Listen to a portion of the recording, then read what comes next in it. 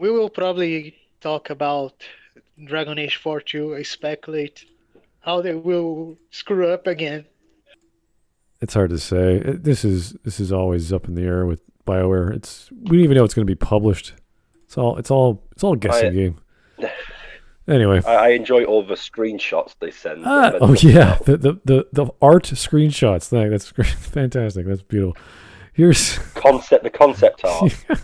Good afternoon, Cool, thanks, folks. BioWare. Very cool. Welcome to Smudcast number 302. So I started playing Dragon Age Inquisition in 2021. This is the title of a YouTuber called WolfHeartFPS. Now you might be confused hearing his name going, oh, he's an FPS gamer. Then you read his description, you look at his videos.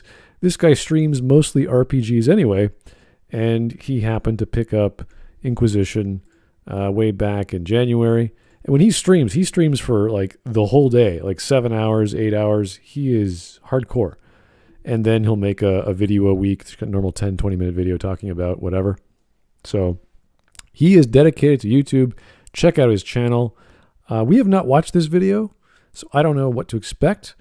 But knowing myself, knowing Hawk, and most people that are associated with Smud Boy, we know BioWare fairly well, I would say. Mm-hmm. And yes. we can talk about the stories and the characters and the problems and all the glitches and all the fun stuff we've had playing BioWare games. So here's another guy who hasn't touched it till this year. It's been what, like 5 years, 5, 6 years? I don't even know how long this game came out again.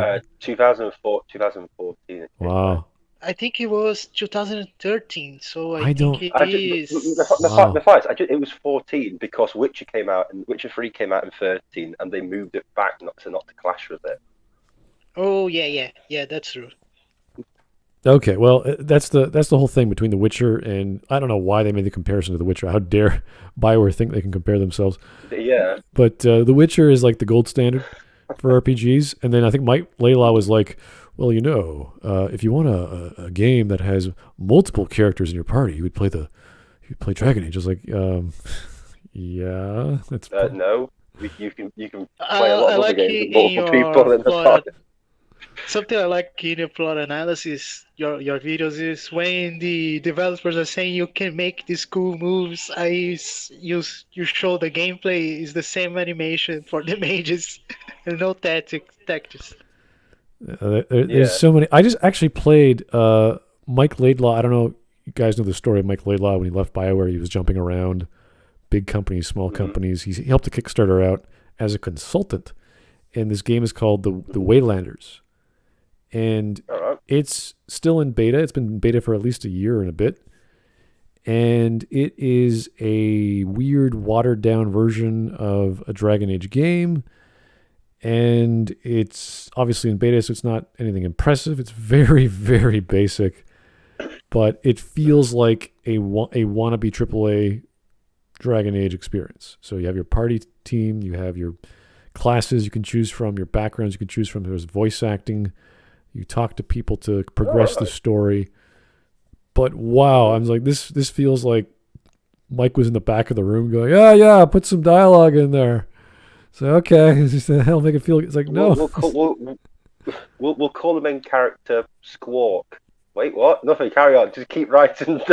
Yeah, it's funny. It feels like Origins in the capacity that the protagonist is not voiced. So you're just this guy or girl or whatever, and they're fully like acted out. They have facial expressions, but they don't say anything. And it's so funny because they're so animated. And I'm like, okay, you're doing custom animation for feelings and actions, but he's so mute. What are you trying? But they did that with Origins. Don't you remember the Warden's just wide-eyed, open stare whenever something happened? Well, that shared emotion. That was good because it was supposed to be this, I'm a dude on a mission, I don't give a crap. With Inquisition, they voice acted these characters, they gave them relationship options, and I would say the Inquisitor, as flat as they are, they do have some sort of, like the actors are trying. They're really trying with their lines to give something to the audience. And yeah, the actors are good, I would say. Yeah, voice actors for the Inquisitor. I think I guess the ones with the more British accents sound a little more compelling, whereas the ones with the American accents are a little more droll. Yeah, I don't know why. It's like I did one playthrough with the British voice and one playthrough with the American voice, and I know people are going to say, "Oh, because you're British Hawk and all that sort of stuff." It's like, no. I would say the British accent fits more with Dragon Age. Yeah, it fits, but also he delivers lines a bit better as well, in my opinion. He has a bit more. It's like he's got more inflection. That's the word I was looking for. Inflection. I'm trying to remember. The American guy just feels like he's just saying the line. The female British accent was Bethany from Dragon Age 2, I think. Yeah, and the American voice is Trainer from Mass Effect 3. Oh yeah, I think you're right. Mm-hmm. It's funny. It's just this odd sort of mix when you choose a Canary. It's like that sounds like Bethany. Like that doesn't sound a little off. It's very weird if you pick a female mage, and then have them speak to Hawk, who's like a warrior or a rogue, and it's like Hawk talking to his sister again. It was very off-putting for me. I was like, I'm sure you've gone through things before. I'm sure you already know all this stuff. Oh no, you're a different character. Sorry. Well, I am happy with the dialogue. I am happy with the voice acting. They do a decent job. You know, when they jumped to Frostbite for Inquisition, as hard as it was to make the game in that engine, it looks good. Mm-hmm. It does look good. The character creator looked great. All the models are kind of weird. They're weird looking. Okay, we're comparing this to the latest games, which is Anthem and Andromeda. No, comparing there's more. But I compare it to what was I able to do in Dragon Age 2 versus Inquisition, and surprisingly, I was able to do more in Dragon Age 2 than Inquisition. There was more customization in Dragon Age 2, character customization, than in Inquisition. I'm trying to remember. I remember Dragon Age 2. You have the 6 classes, or sorry, the 3 classes with the 2 genders, and you're like, oh, that's a great. Yeah, but with your features, it was a lot better, because with Inquisition you had like 4 beard types, and I was like, right, and yet in Dragon Age 2, I'm like, you had like 3 times as many with different stuff. You know, I will say you are saying. You are saying the tools were better in Dragon Age 2. Yeah. The sliders were more easier to use as well, and you could actually create a pretty decent looking Hawk. Because when I tried to recreate Hawk in Inquisition, I couldn't even make him anywhere like what I had before. Even remotely. And it was like, okay, cool. You could make some ugly looking Hawks, but nowhere near as horrendous as Mass Effect's Shepherds. So. Oh no. No. Yeah, no. Mass Effect Shepherds. It's refreshing when you see a good, well made Shepherd in some videos. Even my best looking Shepherd looks pretty poor. And I must have spent at least 2 hours trying to get that sorted out. But I do feel that Inquisition is actually a step back from Dragon Age 2. Oh yeah, I think we all agree with that. There's a problem with BioWare's writing. I don't know what to call it anymore. The creation. It is a trend in the games industry that I see a lot, and Art points that out in his podcast. More and more games are doing less than more. They are not adding. They are removing features. For example, in Total War, there was naval battles. In Total War Warhammer, there's none. There's basically none naval battles in it. Mm-hmm. Well, there's lots of things that we're missing, especially from the first Dragon Age, like the ending scenarios where you can choose to bring the people you requested to help you out onto the battlefield. That was a nice touch. Or let's just cut some slack here. Not cut some slack, but get to brass tacks. Or an actually good ending, because Inquisition's ending is boring and just rubbish. Well, there is an ending, and then there's a second ending because they had to do DLC. So it's like, oh, there's and even that is boring. I was delusional in thinking, oh, Trespassers is really, really good. And then I replayed it again like last year, and I was a bit like, no. This is no. Well, this destroys everything. The only good thing about it is when it says if your Hawk survives, that it goes back to Kirkwall with Varric to be the champion. I'm like, oh, at least he has a happy ending. I like that. It's kind of hard to the Dragon Age series for me is like over. For that, I'm like, I don't care whatever happens there. Well, it's kind of hard to understand the plots of the villains, especially when you're coming from Mass Effect 3, and you're saying, which is the worst plot, or which is the worst character for a villain? Is it Harbinger, which I wouldn't even call a villain, he's just a name. Griffius. I would say, does Mass Effect 2 have a plot? Well, at the end of the day, at least Harbinger has assuming direct control. Corypheus has, I don't know, say a line from Corypheus. Corypheus, it's funny because you say, oh, I gotta defeat you, and you defeat him so many times. He wants to escape to the Fade, but he can't. So before you kill him, you send him into the Fade. You send him to the Fade. Which is like, and give him exactly what he wants. You're giving him, why are you? You want into the Fade? Then here you go. Oh, cheers, bro. Thanks. I guess I win then. Thanks, Inquisitor. It's a good thing. You did that. So thankful.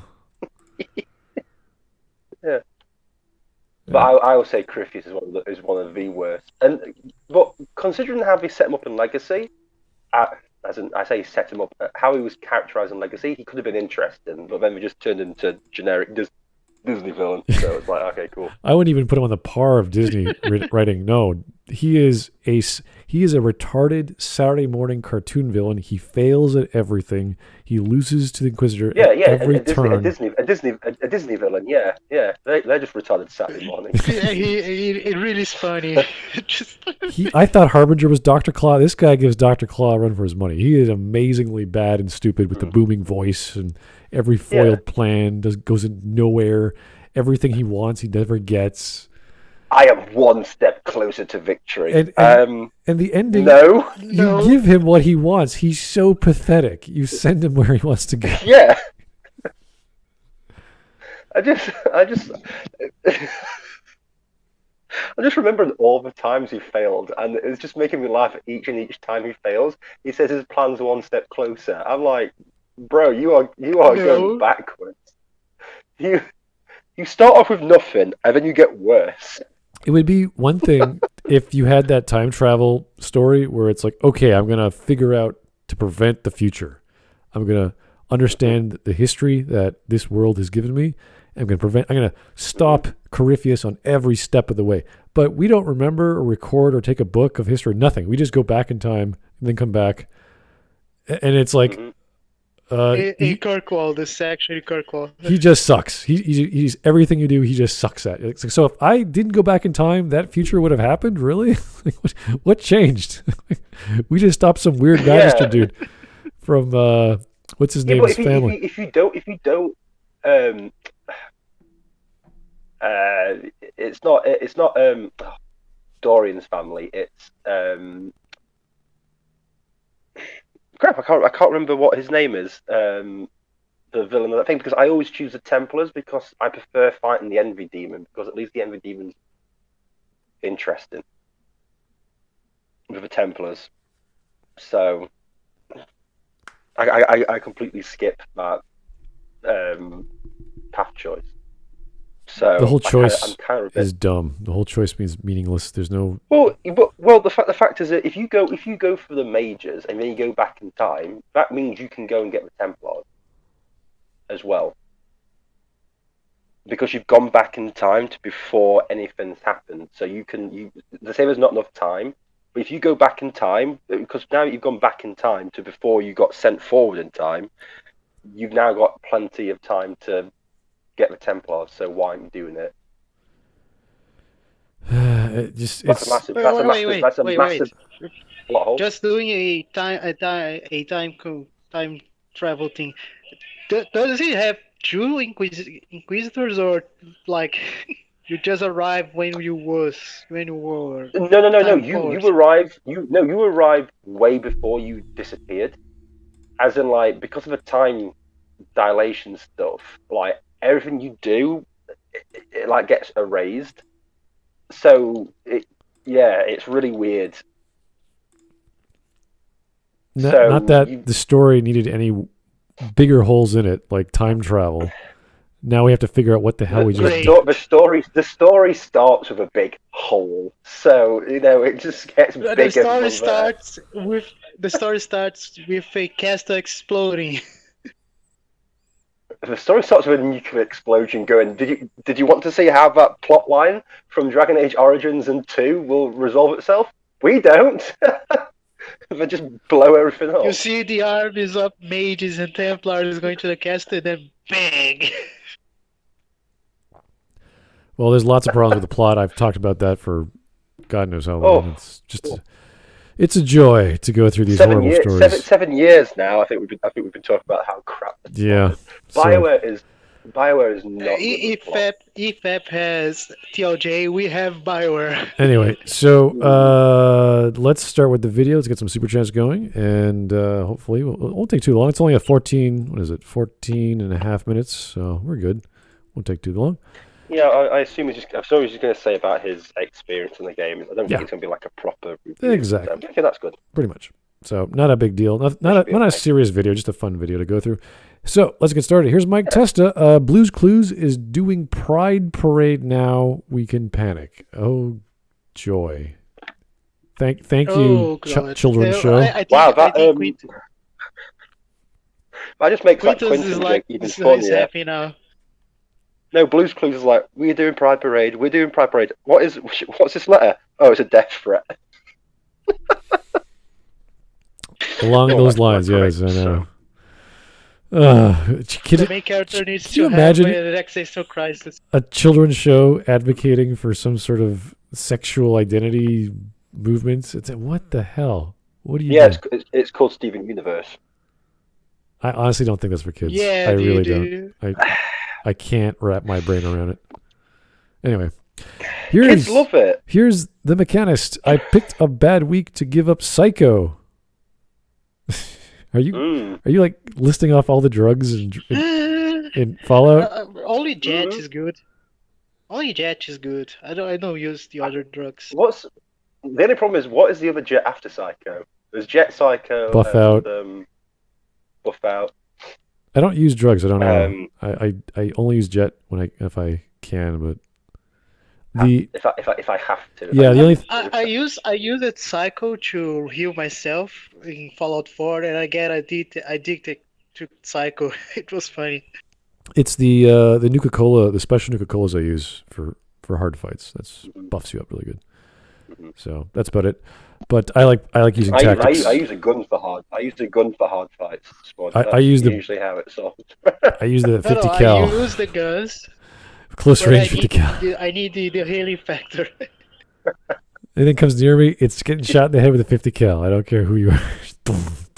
The problem with drugs in Fallout 4 is that you got so many Steam packs while playing the game that you rarely use the drugs, unless it's Jet. In New Vegas, you get after you pass one of the, I can't remember which one it was, there's a bunch of DLCs. They give you auto-inject Stim packs, so you have to think about it. If you're about to die, boom, it just hits you, and you just get healed up. So it's great. Yeah. It's just the Cazadors that hit me the hell off. You also have an instant auto Stim pack for healing your poison. So anyway, makes life easy, but Cazadors, annoying as hell. Anyway, Mike Testa, Smud, did you watch the videos I sent on Discord? Nope. I have them on my docket though. I have this list of things to do, and that's part of my entertainment stuff. I was doing most of my busy stuff this morning, and this afternoon, so I'll watch this tonight because that's when I have time. All the red Sonic PSAs. Oh, really? Is that what they were? No, there was one in chat you recommended that I wrote down. No, there was. Well, no, I don't watch all the videos on the recommended channel. That would take me forever. I don't do that. I watch whatever someone says in this. Oh no! It's he sent some videos on the stream memes chat. Yeah, the red Sonic PSAs. Red Sonic PSAs. He'd like you to watch. Well, I always recommend just checking out the G.I. Joe PSAs. Those are the best. So, anyway. I just recommend not watching PSAs because they're fucking crap. Well, no. The fun ones. We're talking about. No, the ones that we can meme. The spoof ones are the best. I don't know about the actual ones. I don't watch those. Anyway. Mike Testa again. Yeah. Can you say... Wait, no, I missed 2Tim505. Sorry. Happy Duke Nukem Forever 10 anniversary. Oh. I didn't know that. Oh. Fantastic. No. Duke Nukem Forever. The game that everybody wanted, and it's crap.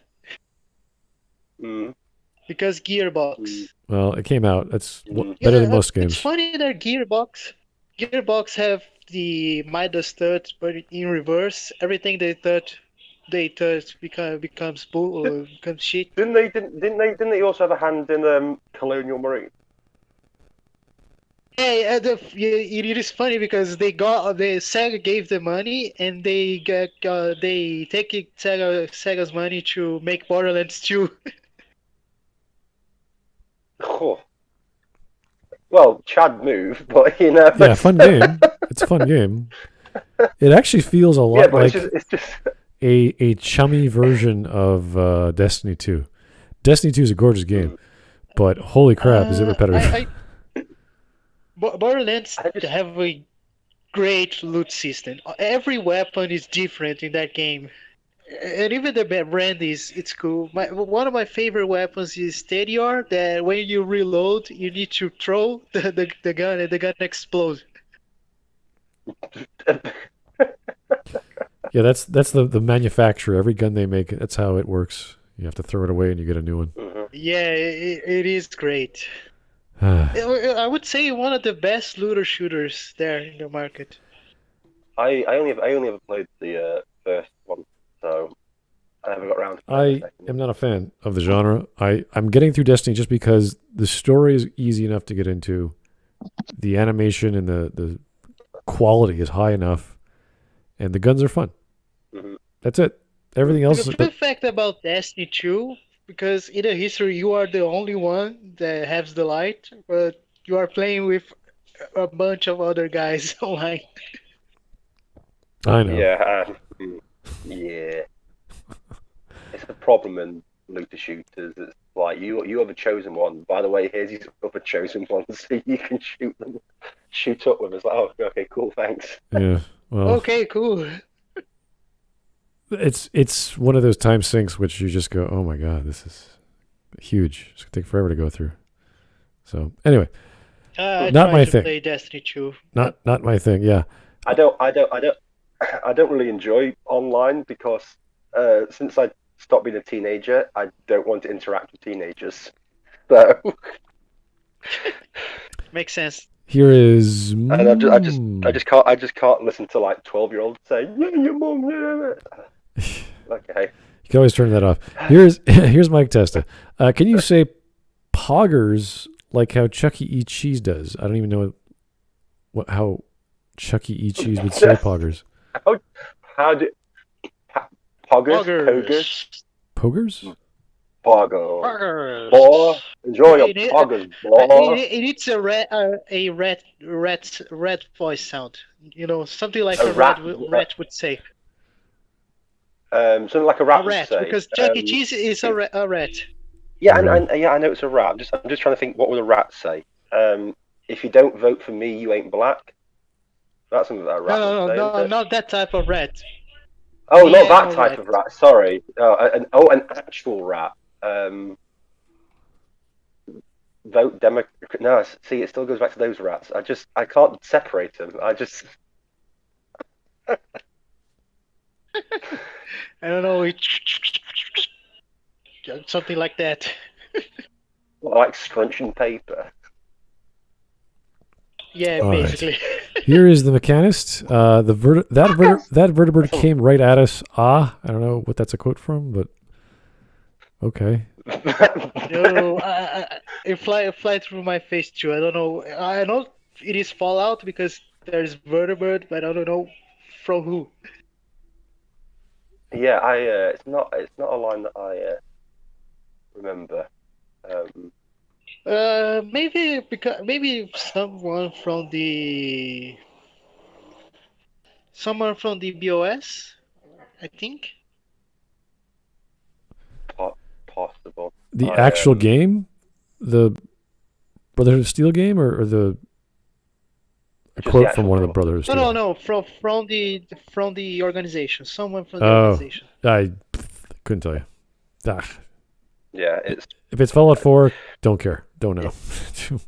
Can't remember that game. Yeah, it's one of those things where it's a bit like Fallout 4.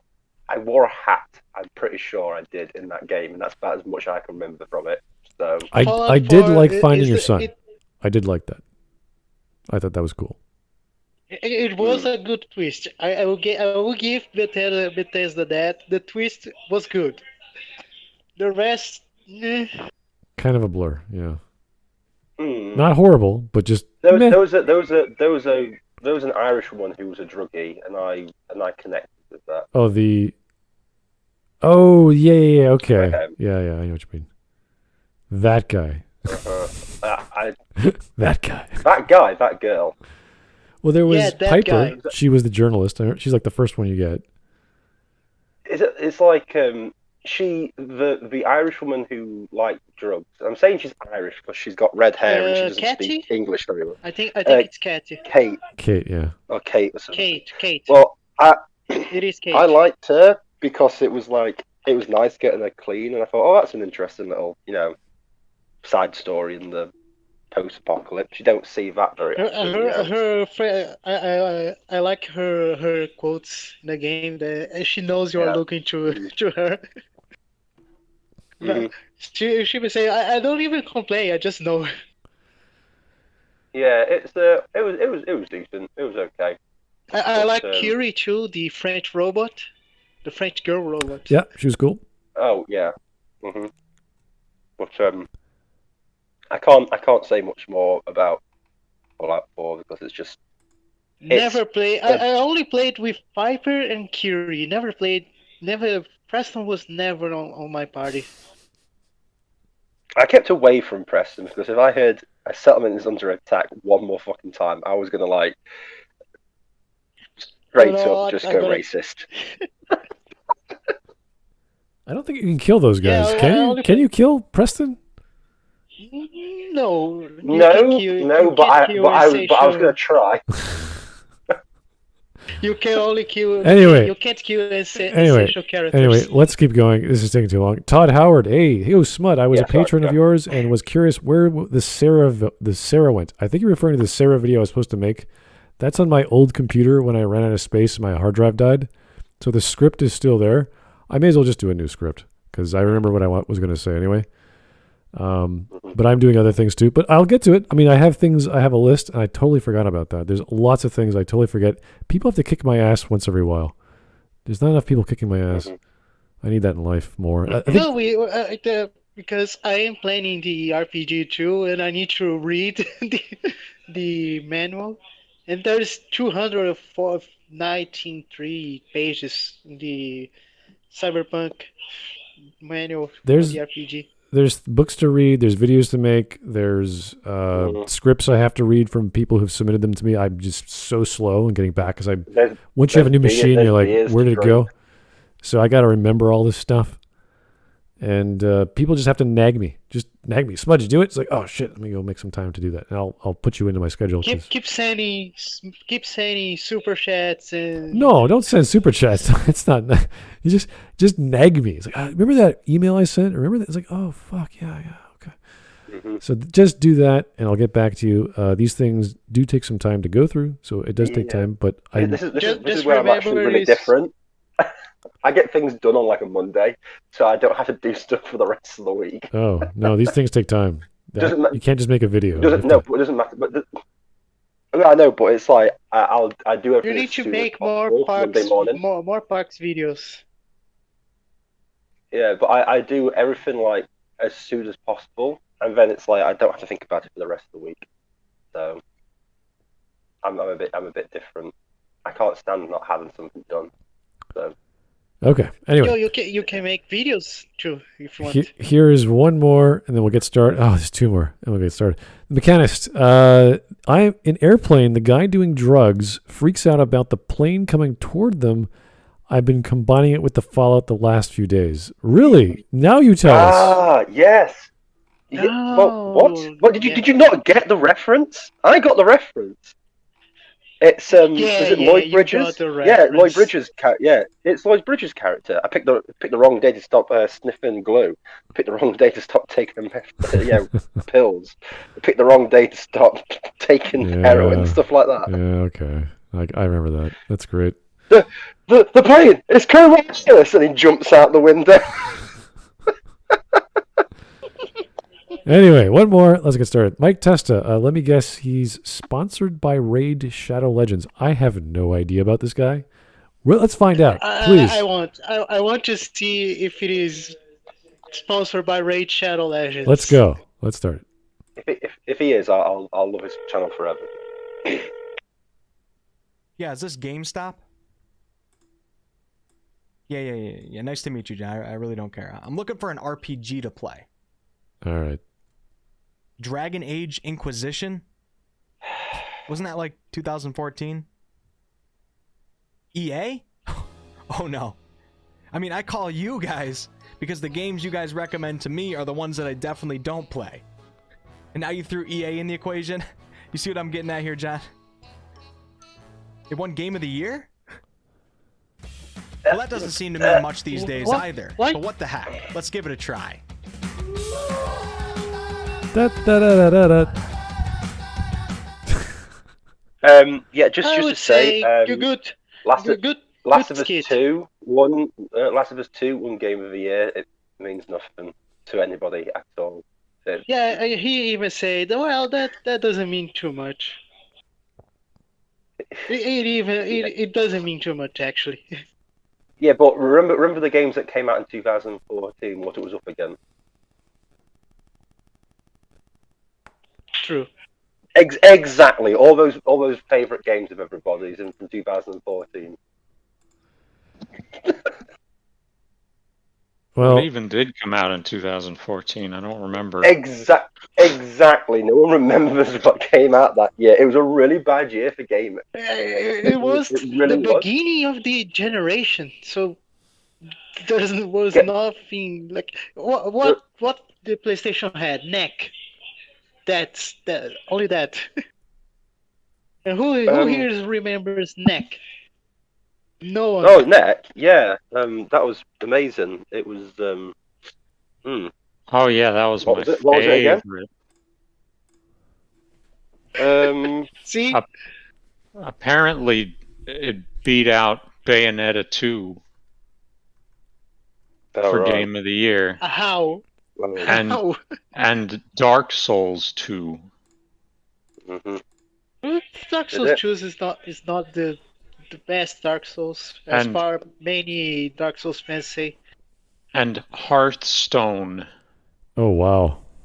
Hearthstone. No, that's a game that will break What a killer year games. what a killer year for gaming that Hearthstone was up for Game of the Year. Mm-hmm. Yay. Oh, and Middle Earth: Shadow of Mordor. Oh. Oh, right.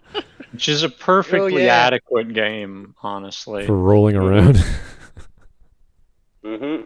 Like it's nothing spectacular, but it's perfectly adequate. No. I will say the only great thing about Shadow of Mordor is the Nemesis system. It is fantastic.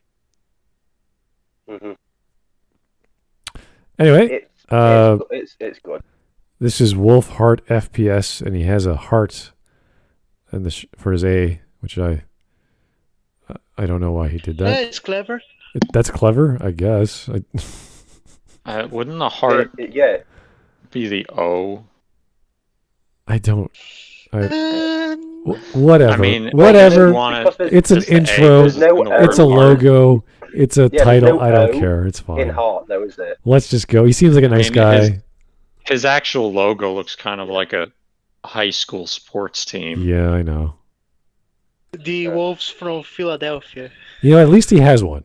Okay, at least he's got a logo. He's It's spent like, the money. We're the Wolves He got an artist. from Cougar High. And you're like, wait, what? Good for him. Anyway, let's go. So finally, in 2021, I decided to give Dragon Age Inquisition a fair chance. I haven't played the Dragon Age game since 2009 with the classic Dragon Age Origins. I didn't finish that game though, and it took me a while to remember as to why. And I want you guys to picture an unzipped laptop case holding a $1,500 gaming laptop and a kid sprinting through the airport not wanting to miss his flight. Keep in mind that at the time I was making around $7 an hour, and that's being generous. So yeah, my Origins playthrough came to an abrupt end, and my Warhammer Online raiding guild no longer had a tank. I don't want to get too emotional though, so let's move on. Since then, I have not played a Dragon Age game, and when EA acquired BioWare in 2008 and Dragon Age 2 was completed in just a year, I didn't even give it a chance. I read some reviews, and although I don't typically go solely off of reviews, I wasn't a huge EA fan and I was young and kinda salty. In some ways, I'm happy that I didn't play it. It was of course rushed, and the major changes to streamline the game for the masses to get more money versus keeping it more true to the original can rub people the wrong way. In other ways, I'm disappointed that I didn't even give it a chance because despite its I known like this guy issues, so far. I know many people who still very much enjoyed it, and of course I missed out on all of the I know Dragon Age lore with he's Hawk, bashing the who A2, recently but showed he's up right, in Hawk. Inquisition, and yeah, he looks pretty badass. Yeah, I know But he enough is. of Dragon Age 2. When Inquisition came out, I didn't really even know about it. Life was pretty busy, and any gaming that I did at the time was almost always multiplayer games with friends. Now you guys know why I have FPS in my name when I run an RPG channel. With the announcement of Dragon Age 4 and my RPG life back in check, it was time to learn the ways of Dragon Age. I don't want to be a complete noob when Dragon Age 4 comes out, and I'll likely cover DA4 with real videos, not this opinionated crap that I'm doing right now. So hit that subscribe button and come along for the ride. We're getting close to 50k subscribers. I appreciate everyone's support more than you could know. Those of you who are new around here, Can I just say, everyone who thinks they have to play the first 3 Dragon Age games to know what happens in Dragon Age 4 are a fucking idiot. You actually don't need because the character is not even the same. It is not even overarching story. Yeah, there is no overarching story anymore. They destroyed the overarching story at the start of Inquisition. So yeah, when they said when you press the start button at the beginning of Inquisition, that was the end of the overarching plot between the mages and the Templars, which had been the entire build up. Yeah. So don't worry, and I really doubt that Dragon Age 4 will have. Yeah, you can play it blind. Yeah, you can play Dragon Age 4 blind. I still maintain that I doubt they will put it off a good game. Oh no, it's going to be terrible. Oh god, no, it's going to be crap. I still maintain that hitting that start button is still the best moment of Inquisition, and even that is something they ripped off from Infamous. No, the best part about Inquisition is taking the disc out of your console and putting it back into the case and never opening it ever again. That's the best part of it. Here is Mike Testa. Honestly, God, I finished Inquisition, took it out of my console, never played it again, got my Xbox 360 out, and started playing Dragon Age Origins and Dragon Age 2 instead. Because they're better.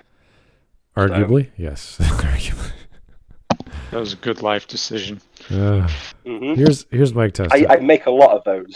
Just not nowadays. Dark Souls 2 is understandable, but Bayonetta 2? Oh, for Game of the Year, I think it's what you mean. Okay. Is Bayonetta 2 good? I have no idea. Never played it. Bayonet, I have no idea too. I think it is No, because it is a. Device, you were about to say Bayonetta is. Actually, you know what? I don't know. I've not played it. I played the first one, so I presumably it's better than the first one. Never presume a sequel is better than the first one. Did you not just hear about Dragon Age 2? Well, the law should be the sequel. It's always better than the first game, but yeah, Dragon Age 2. Have you heard about Mass Effect 2? did you hear about? You're reading only BioWare examples. Bring another game.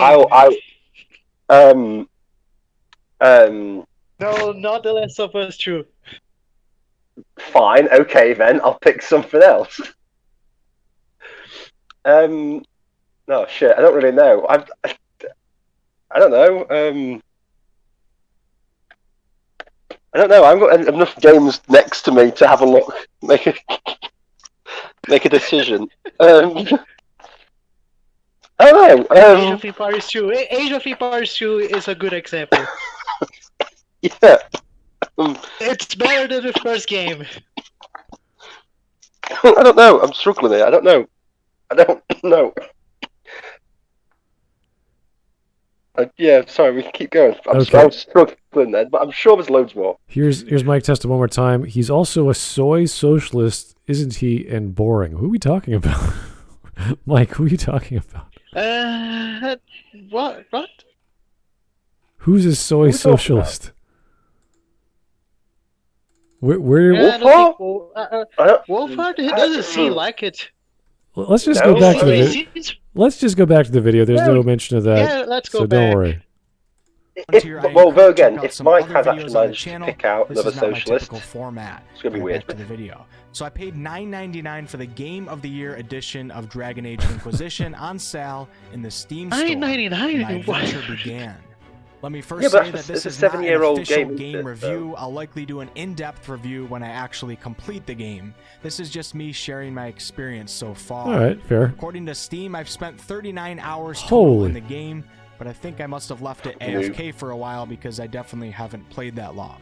The character creation was pretty decent. There was 4 races and 3 classes to choose from. It doesn't sound like much, but after getting some time in the game, you get to see and experiment with the many different ways that you can build your class. For example, the rogue class encompasses dual dagger wielding, but also covers the archery category and more, so there's technically kind of more classes than just 3.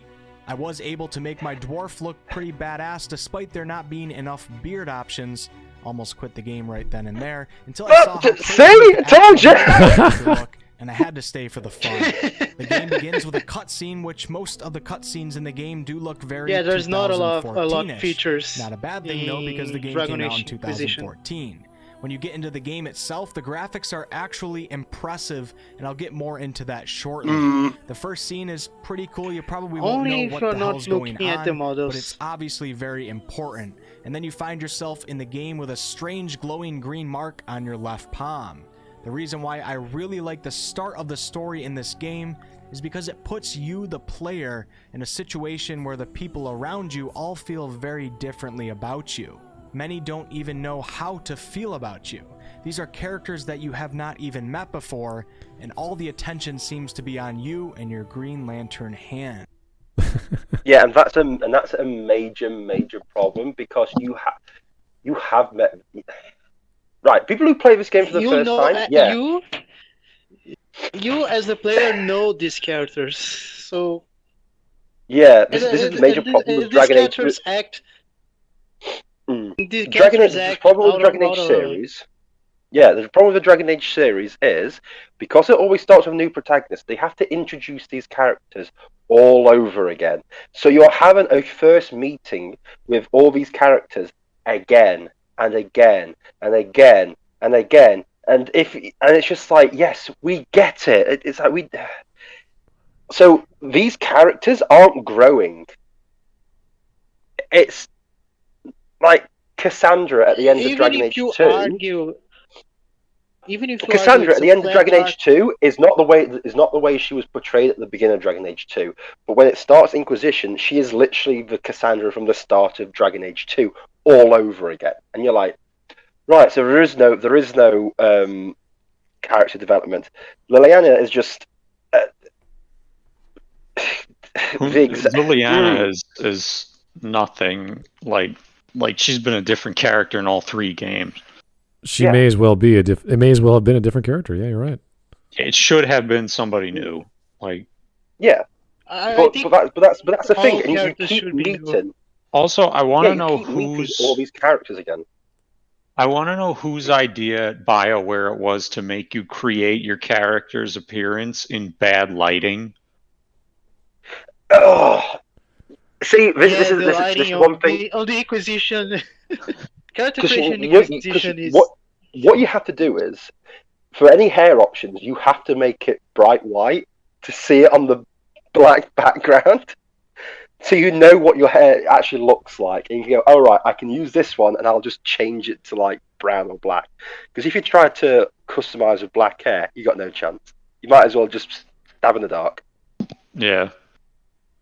And even like the contours of your face, you try to do that, and you can't tell if it's going to look any good or not because of the angling of the light that's coming on you. And it's like, whose idea was that? Do it the Origins and the 2 way, where it's a completely black background with a well-lit character. Yeah. So that we know what the character is going to look like.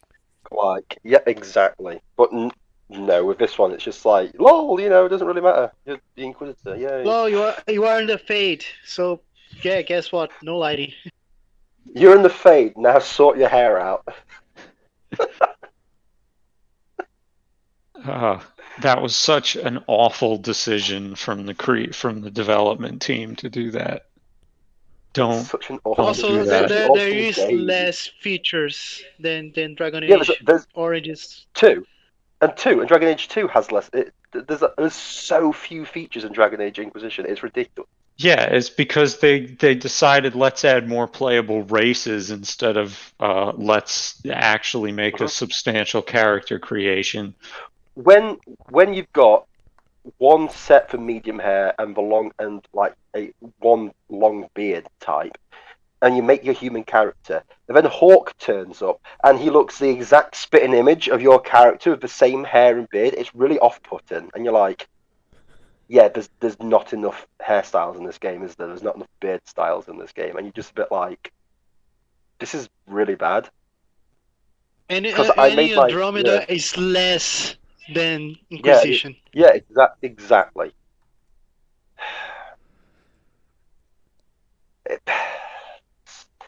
Such a bad. It's like you clearly don't want to even let us design our own character, so make it preset. Just have 2 or 3 presets for every race. And you have like 2 or 3 men, 2 or 3 women for every race, and that's it. And then we just pick whichever one looks the best. Do it the KOTOR way. You have presets in Origins and 2. Yeah, but defaults. But in this one, it's a bit like there is no defaults. It's just like you just get given a hunk of like meat, and it's like just go at it, and you're like, and they're all so ugly. Ugly, yeah. And you're like, no. All of the characters in Inquisition are so ugly. Oh yeah, I mean, the models are uncanny and bad. You look at not Andromeda bad, but bad. Yeah, but if you look at Cassandra from Dragon Age 2 to Inquisition, it's like, wow, you made her so unattractive. You literally made her look like a man. I expect to see like a beard pop out of a jawline. I know. It's like, and that's the only proper straight romance for a guy, for a human male. I know you can do Josephine, but it's a bit like she can be done by Josephine is clearly an afterthought anyway. She was clearly added late in production. Have a lot of effort. Mm-hmm. But another thing I'm going to say is people talking about the class system as well. It's like, yeah, you've got these 6 classes. Well, you've got these 3 classes, and you can do dual wielding and archery. It's like, yeah, you could do that in Dragon Age Origins. This isn't, something new. They've been doing this since 2009. No, it's a return feature, actually. Yeah, but it's a bit like, but what have they added to it? And it's like absolutely nothing. You're like, no, cool. They've taken things away. Yeah. So this is what always annoys me. This is what always annoys me when people. It is a trend in the game industry that more and more sequels are getting less and less features. Yeah, but here's the problem. He's gone like, well, I didn't play the other 2 games. I mean, I only got so far into Dragon Age Origins until I broke my laptop. In 2009, you broke your laptop. Yeah. How old are you? Because I'm sure your parents could get you a replacement. What was your insurance? I'm sure insurance could help replace You didn't insure your $1,500 laptop? Wait, you're 15 years old. I'm earning $7 an hour. Right? Just tell your parents that you'll save some money up and if they can help you. What, did your parents go, no? You're going to be without a laptop now, buddy. Sucks to be you. But yeah, but it's like I didn't really play the first 2 games. But look at these features. I'm like, they're in the first 2 games. They've been there since 2009. This is nothing to like boast about. This is nothing great. Yeah, but I can dual wield and I can do archery. Yeah, in Dragon Age Origins as a rogue, you can have like a proper sword, and you can have 2 long swords chopping people up. And these ones, you can dual wield or do archery as a warrior in Origins. Yeah, because in Origins you had freedom. Mm-hmm.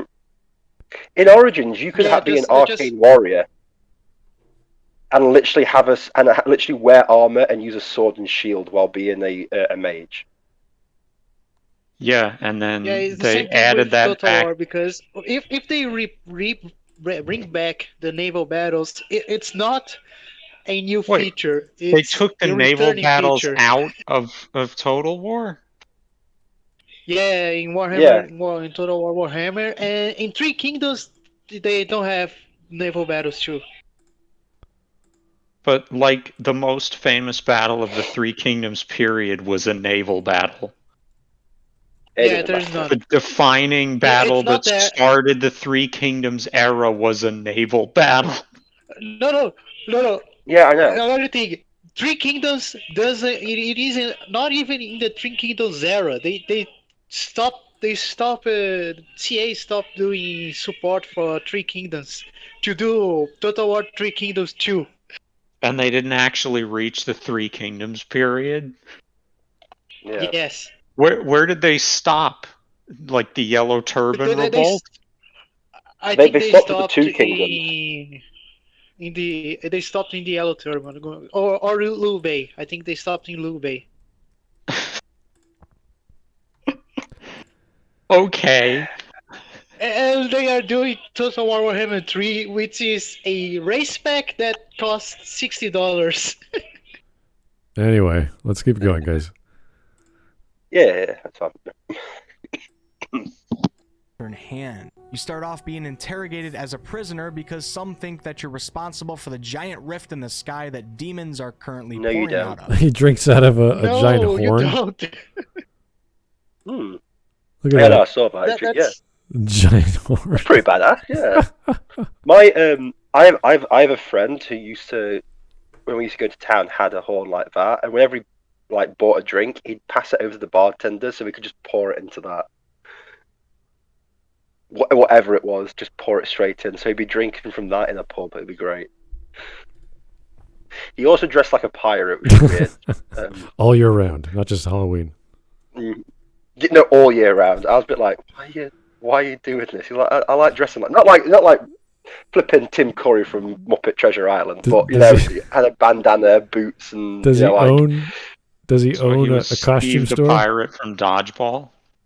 What?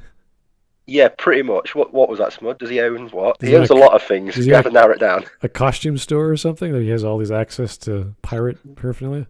No. Nope. Just decides to go. It's just his style. Go to the. Is he a devout Pastafarian? No, he just says, I just like the style. I'm like, no, cool. Pirate Rob, we used to call him. Pirate Rob. Fantastic. Yeah. So, a night out would be me, Pirate Rob, and Paradan. Okay. Here's Mike Who Testa. actually was a paratrooper, which is really weird. Okay. Here's Mike Testa. Strange drinking. Did the lolcow moo yet? Tip him over or something? What are we talking about, Mike? What? The lolcow, what? Who's the lolcow? What are you talking about? I think he's trying to read the feature because he's saying wolf is the lolcow. So far, not yet. No, he not just, yet. right now he's describing the intro. I mean, badly. Right now, he's describing how cool the new features that aren't new were. He's saying that basic features that should be in every RPG are here, and it's a good thing. I'm like, well, no, it should be here. That's it. I mean, I can give him a little grace if he hasn't played Origin since like 2009. That maybe he forgot what was in it. That's fine. Oh yeah, I know. That's but fine. when you do videos like this, the first thing you should do is, were these features in the games before? And it's like, Google search. Oh yes, they were. Okay, and I'll just say, well, these have been a mainstay of the series, and it makes it sound a lot better. It doesn't make you sound like you're literally just, oh, cool, it's doing this. This is so brand new and wonderful, and actually, no, reality is if you'd spend 5 seconds. It doesn't sound like you're doing a first impressions of the series video. Yeah, first impressions of a series at the 3rd game. Also, Smudge, Tyler Preston asked if you ever played Bound by Flame. No. I've heard it. Okay. Never tried it. Anyway, also, you're not getting interrogated in this scene pretty much. Cassandra just shouts at you, and then you get let go pretty much. You have no idea what's going on. She does ask you if you did it, so technically you are interrogated. Who are you? Who are you? What is the hand? Aye. Come with me. And she frees you. Tell me why I shouldn't kill you. And then, like 10 minutes later, please be in charge of everything. What? Yeah, but literally, it's like, we still don't trust you anyway. You're our leader now. Yeah, you're the boss. You are the suspect of this explosion, but I will trust you now. Here, have a sword. You're the boss because you have the magic on your hand. Mm-hmm. I'm completely incompetent and know nothing about war or organizing men or women. Even though I've done this all my life. You have the magic key. You have the magic key. Do that in your left hand. You are the boss now. Mm-hmm. You are the captain now. Anyway, let's go. Dear. Let's go. Yeah, that demons are currently pouring out of. Those who haven't played the game, don't worry, there won't be any spoilers in this video. I'm not going to get into much of the details of the story you can spoil the story. The point is that I 7 years old. He's 7 years old! And wanted to push on not you only can to see how spoil others react to me. Hold on. Just go, Smudge. Just go back. As I'd like to hear what you just said. into the game, Okay. Well, because people were talking over it, I couldn't hear what you said. You get really the game, into the don't character. Worry, there won't be any spoilers in this video. I'm not going to get into much of the details of the story anymore. The point is that I instantly became invested in my character and wanted to push on not only to see how others react to me, but also to try to figure out what the hell happened to me. As you get more and more into the game, you realize that the plot itself might perhaps be the highlight of the game. The games that you play are purely action. This is certainly not one of those. I'm going to get into the combat itself in a minute, but I can honestly say that up to the point of where I'm at currently, being a part of the ongoing story and wait, he hasn't finished the game is the primary at the time of making his review. I'm still playing it. There's really not many. But yeah, he's not finished the game. Are you making this? And he made this in the beginning of this year. I mean, you played 39 hours. 39 39 hours, I think it's enough to know how the gameplay actually works, I think. Just the gameplay, not the plot. For a first playthrough, 39 hours is enough to get through Dragon Age Inquisition. There's not that much. Also, the plot is not the highlight of this game. No. I don't know. I think it kind of is. That's the problem. Is I think it kind of is the highlight. Oh. Because it's certainly not the gameplay. The only highlight for me is literally. Orpheus as a locale. Seriously, the only highlight for me is literally when your player character meets the previous player character, because it's well done in a way that it's just a bit like it really shows Hawk's depression, which would be true in this situation, and I just think it's a really good scene. But after that, there's nothing that grips me, and there's nothing that really makes me go, I'm interested in these people, because pretty shit. I'm not gonna lie, it's just pretty shit. There's not much else I can say. Yeah, like I can name all the party members, but I can't tell you which one was a standout. Varric doesn't count because he's returning. Varric doesn't count because he's that good. As in, like, BioWare got lightning. He will return again in the Dragon Age 4. Yeah, I know. It's lightning Varric. He really is, like, one of the best. Prepare to meet the characters again, guys. We've got to meet everybody all over again. Oh, look at me! I am. I am hero. Looks at hand 4. I am here to save world against. Looks at other hand. End of the world situation number 4. No, it's only number 3. Hawk wasn't facing the end of the world. He was facing the end of some city. No, Mage Templar War. But you don't stop that. You start it. Well, true. But then again, okay, so you've got the Blight, but then you've also got in Awakenings the... Yeah, so it would be 3. Oh, no, 4, because... No, you're trying to stop Solus and 4. Yeah, no, 3. I'll let you have, 3, yeah. But it is hero number 4. At least that. Mm-hmm.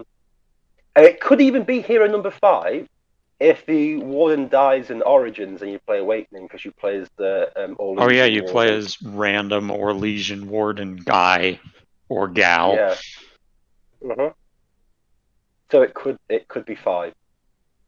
Wow, BioWare really letting us connect with the world by just having us be newcomers in it every single fucking time.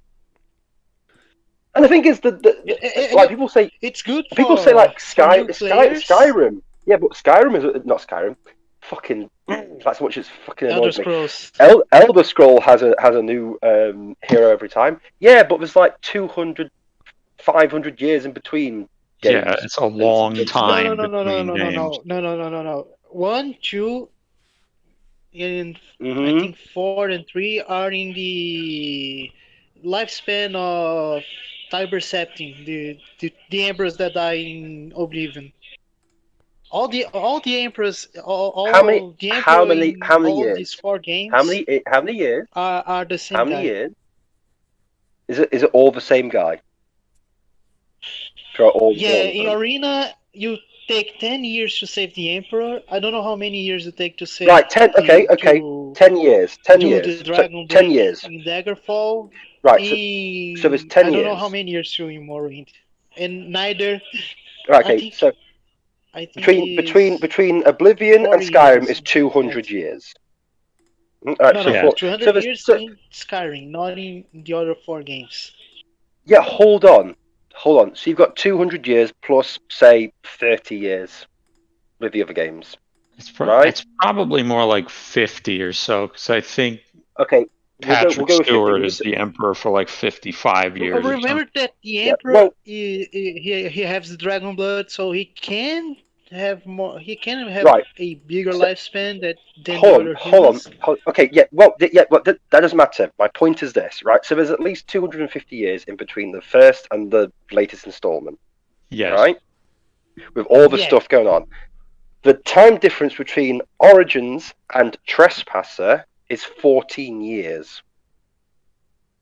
Yeah, Is that's that really it? short. Really? Yeah, Dragon Age Origins starts in 930 Dragon, and Dragon Age Inquisition Trespassers ends in 944 Dragon. Wow. I knew it wasn't long. I didn't realize it was that short.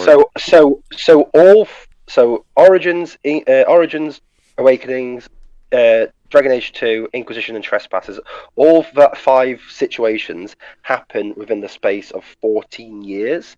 And you also have to remember that as well, with that time frame, Cassandra had Varric as a prisoner for 2 years after the end of Dragon Age 2, for no reason whatsoever. She just kept him a prisoner.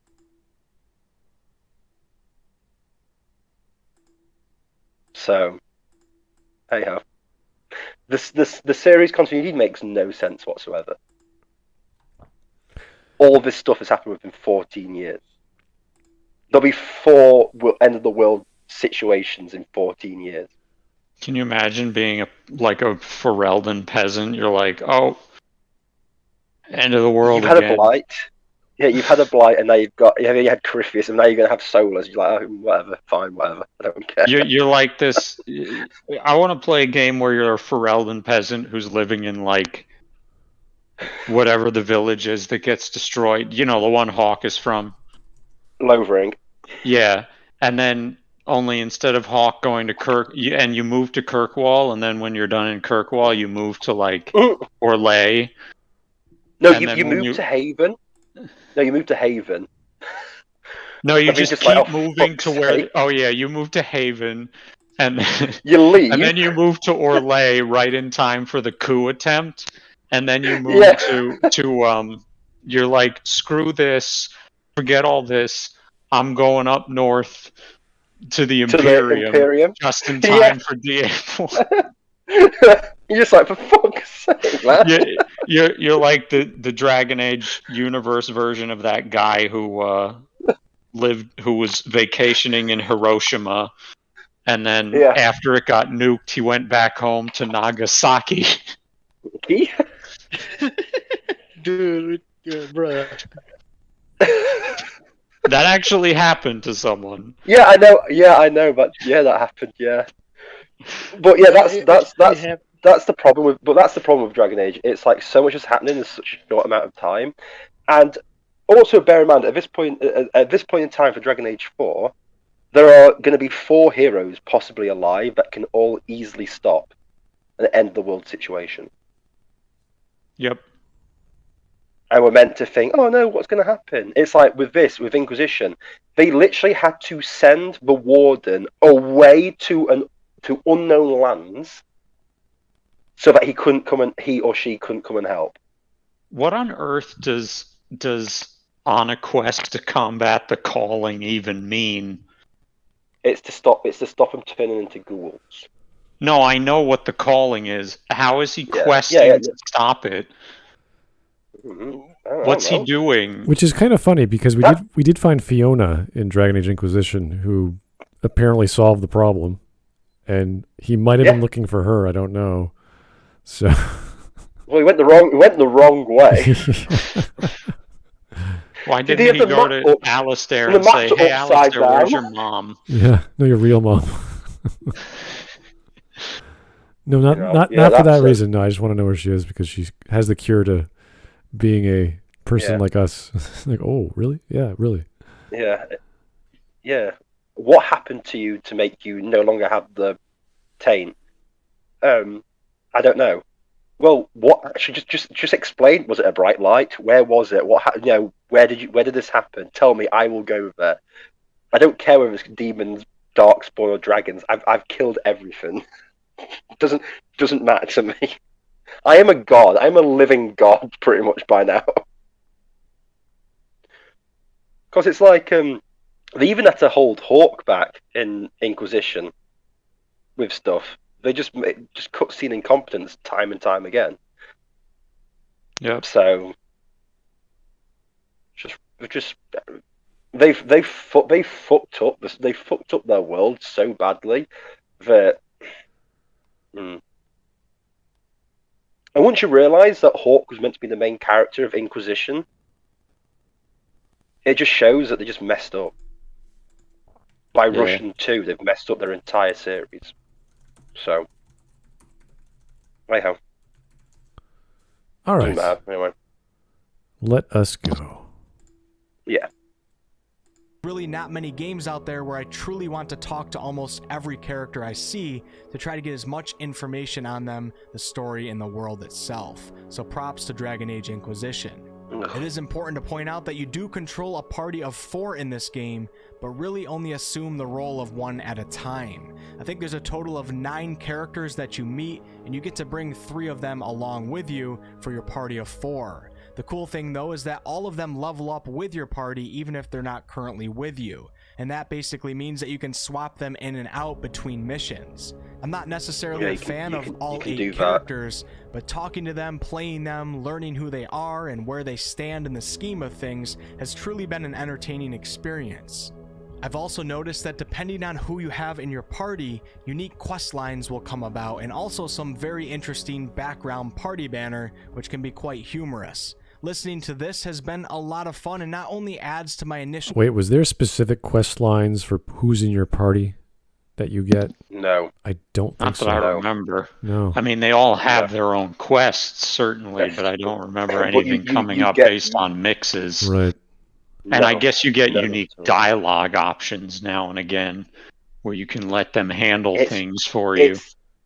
Yeah, but it's also there's less than what there was in Dragon Age 2 and in Origins. So it's really scaled back.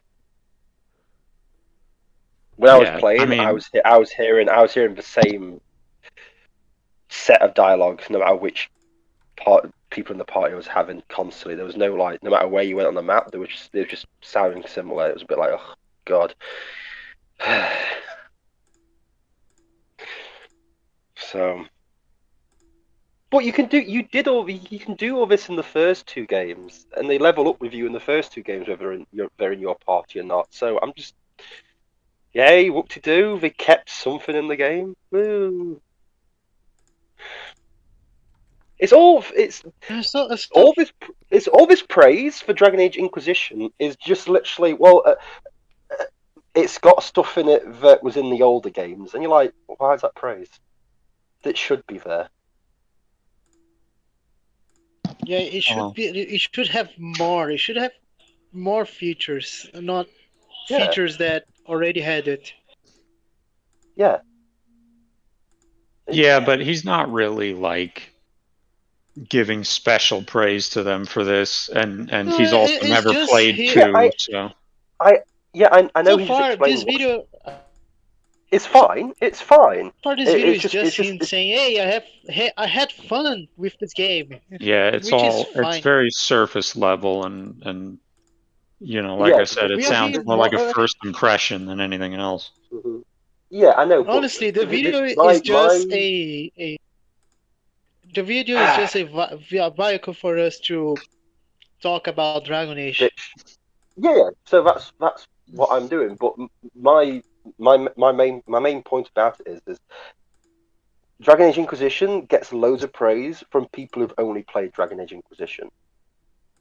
Yeah, that's definitely true. That's true. Yeah, that's true. And the thing is, everything he's saying, I've heard for 7 years by people who've never played any other game, and once they play the other games, they come back to me and say, you know what, Inquisition is not as good as I thought it was. It is not. It doesn't stand up with the other 2. I'm like, yes, exactly, and this is the problem. A lot of games in series are just having first-time players come in, think it's great, and then the creators go, well, we'll just stick to doing that, and it's like, because the next Dragon Age game is going to be like, even if they say, oh, we want it a little bit like a story structure, like close with like on a lower scale with like with Dragon Age 2 and like things like Dragon Age Origins, they're literally just going to copy and paste what we did in Inquisition into Dragon Age 4. You know that's going to happen because the BioWare and the hacks. So yeah, because no one's left from BioWare anymore. No one who made BioWare be BioWare is there. It's just a bunch of, I don't know, people who don't care. They're all at whatever that new studio is in Texas. Whatever it is, I don't know. Austin? The Austin studio? The Austin studio. I forget what the... Oh, Archetype Entertainment, that's it. Not BioWare Austin. Oh, okay. A bunch of the old BioWare developers formed a new studio called Archetype Entertainment, and they're working on who knows an as yet untitled sci-fi RPG. Good luck. Let's see. Right. Let's see how they put off. It is in Austin, yes. All right, let's keep going. That is in Texas, so that's okay. Playthrough, but kind of makes me want to try things again in different ways. Some of these characters are rich in history and come from previous Dragon Ages, which makes it all the more fun to delve into. I can really feel how rich the lore is in this game. They're all new. And I really want to be someone who actually understands it. And that says a lot rich for all the lore is. The lore last means thing on the nothing. They topic of break the the lore characters and constantly. story without giving any spoilers away, I want to say that I felt the weight of making heavy decisions, and also felt the praise of being involved in complex politics. He said he's not giving spoilers. spoilers. You have to make a lot so. of choices, many of which have severe consequences. Such as? And I was on the edge of my seat most of the time. You're kidding. And it's been a very immersive experience. No. Right, okay, he's not going to give any examples. So we, as people who've played this game, we'll give examples of heavy choices in Dragon Age Inquisition. So I'll go first. None. Smud, your turn. Whether you want to kill Samson or the other chick. Because so we're still at none. Because if you choose the mages, you get Samson. If you choose the Templars, you get the chick. I think I can't remember. It's one of that. My favorite about that choice is how if you choose the mages, you end up having to fight the Templars, and if you choose the Templars, you end up having to fight the Templars. Because they only created one enemy type in the Red Templars. Yeah.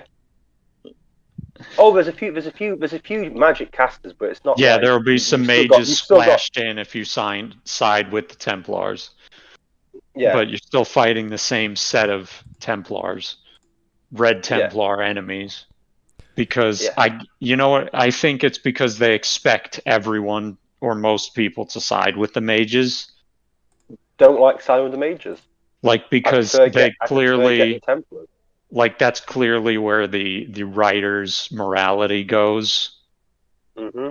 They go with the minority, of course. Mm-hmm. Yeah, they're the oppressed minority. My thing is this: I like the Templars. I don't like the Kirkwall Templars under Meredith. There's a big difference. Because I've had more problems. The mages. I've had more problems with mages than I have with Templars. Just gonna say this. So yeah, it's the X-Men problem where we're supposed to be like, oh, these guys are a persecuted minority just for who they were born as. But they are basically demigods.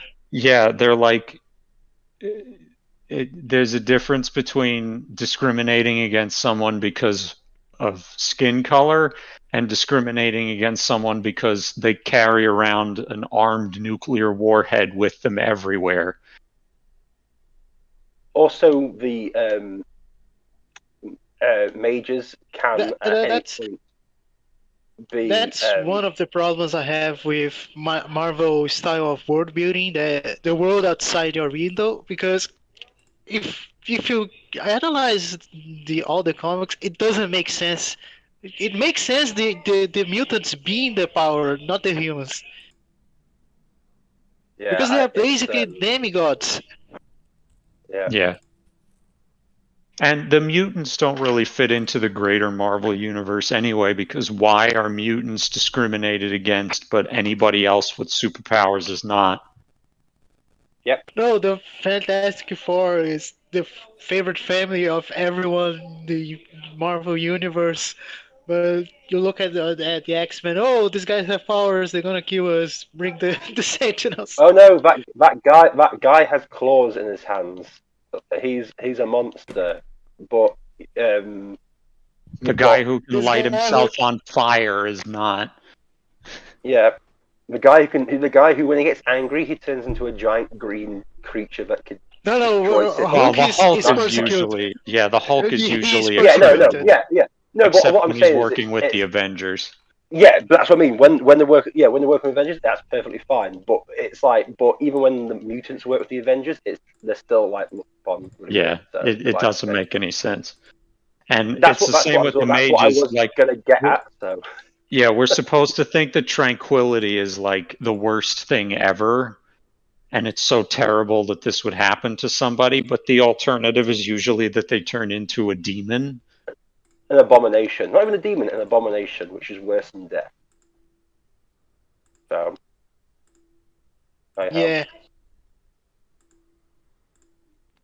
Also, you can be turned back from being tranquil. You can't turn back from being an abomination. So, all right. So yeah, not too many choices I can recall from any of the Dragon Age games that had any lasting. I mean, there's like who you support to be the leader of Orlais. Supposedly, we don't know what that choice means though. Yeah, because it hasn't gone anywhere. Yeah. Yeah. The Orlais arc is so weird because it's a massive tangent to the overarching story of Inquisition. Yeah, but the thing is, it's like, oh no, Duke Gaspard is now the Emperor. What changes? Well, the Emperor is now called Nothing. Duke Gaspard. Right, okay. Or you choose Empress Celine. It's like, what's different? Well, it's an Empress now. So what changes? Just who's running the show. Why? Because they both support the Inquisition and provide troops anyway.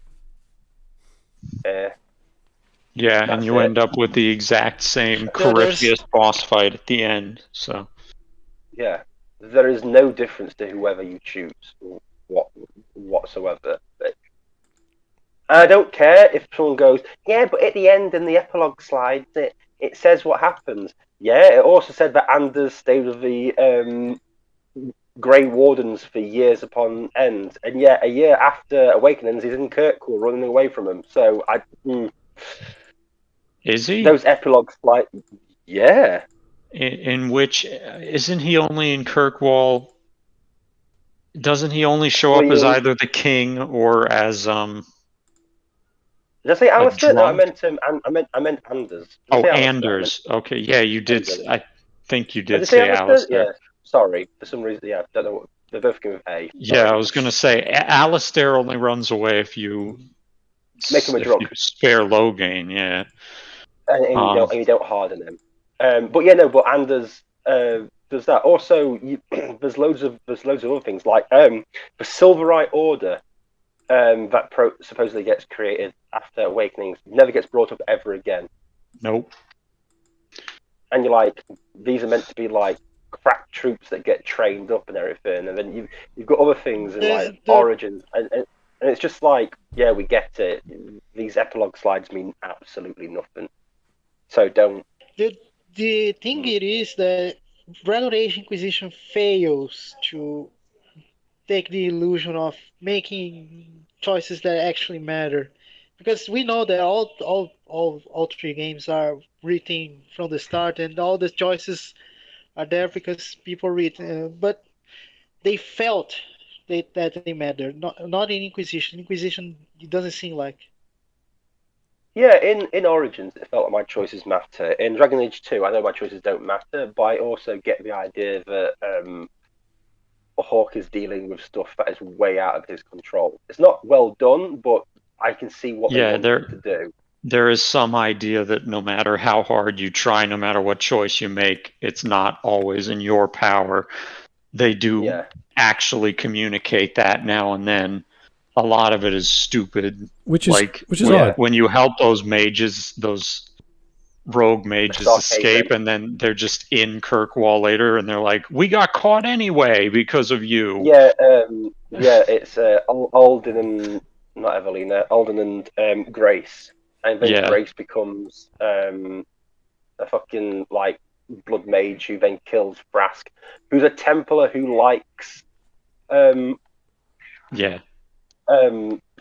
like mages, and you're just a bit like, I just want to kill the champion, and like Hawk's like, I'm on your side, you thick bint. What are you doing? What? Okay, sure, whatever. Yeah, there should have been an option to just take control, because you're so like all you're doing is defeating everything in your path, and when you come across this power struggle between these two children, essentially, it's like, listen, you guys can't figure this out. I'm going to figure this out because you're incompetent.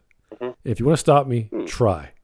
And there should have been this option: just take on everyone. Say, listen, guys, you do it my way. Well, you do take on everyone anyway. Well, they come at you in a certain direction, but you run away because it's all big conflagration. You're like, oh no, everything's blowing away. It's like, listen, this is your ancestral home. This shit, I'm out. You've lived here for several years. Who's going to stop you? No one. Tell the story of Hawk fighting and defending the city from everything, including the city itself, because those people are... Meredith is nuts. Orsino doesn't seem to know what's going on. He goes crazy. Meredith isn't like... People, they keep saying, like, yeah, but it was the idol that made Meredith crazy. It's like, no, Meredith was crazy before the idol. She could have been a good person if she just followed the law and listened to individual cases as they came. But no, she's like, oh, mages are nuts. She's like, no, not really. Yeah.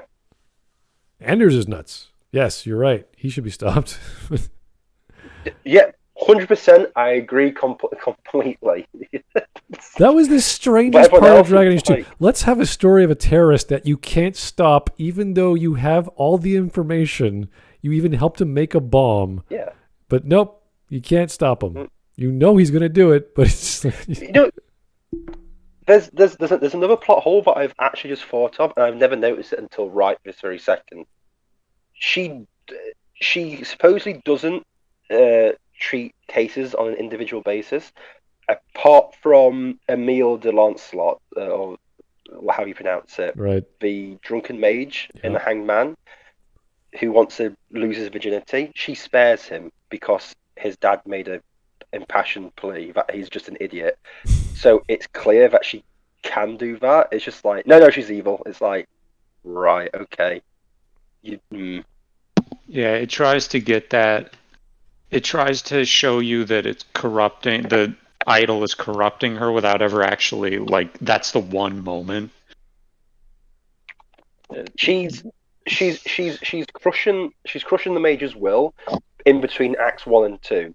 She gets the idol just before Act 2 starts, with Bartrand selling it to her, and it's like, right, so this crushing of the mages is happening before you had the idol, so you were a bad person. But then they try to do it like grey and grey, but instead of making it grey and grey, they made it black and black, as in like both sides are just evil, and it's like, I don't want to help anybody. Fuck everybody. I'm going home.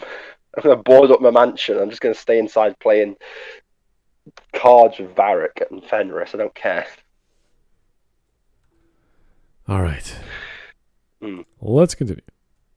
In that aspect, and my God, this game has reminded me as to why I will never, ever run for office in RL.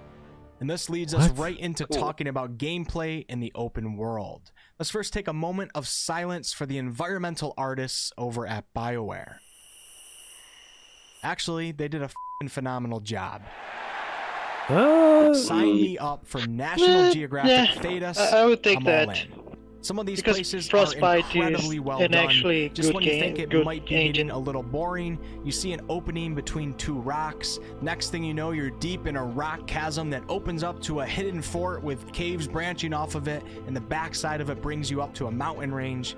And don't let me forget everyone's favorite little nugs that run around everywhere. Who the hell named them that? Anyways, the environment, whether in nature or the cities, the palace is damn cool. It's really awesome, and it honestly gives me hope for Dragon Age 4.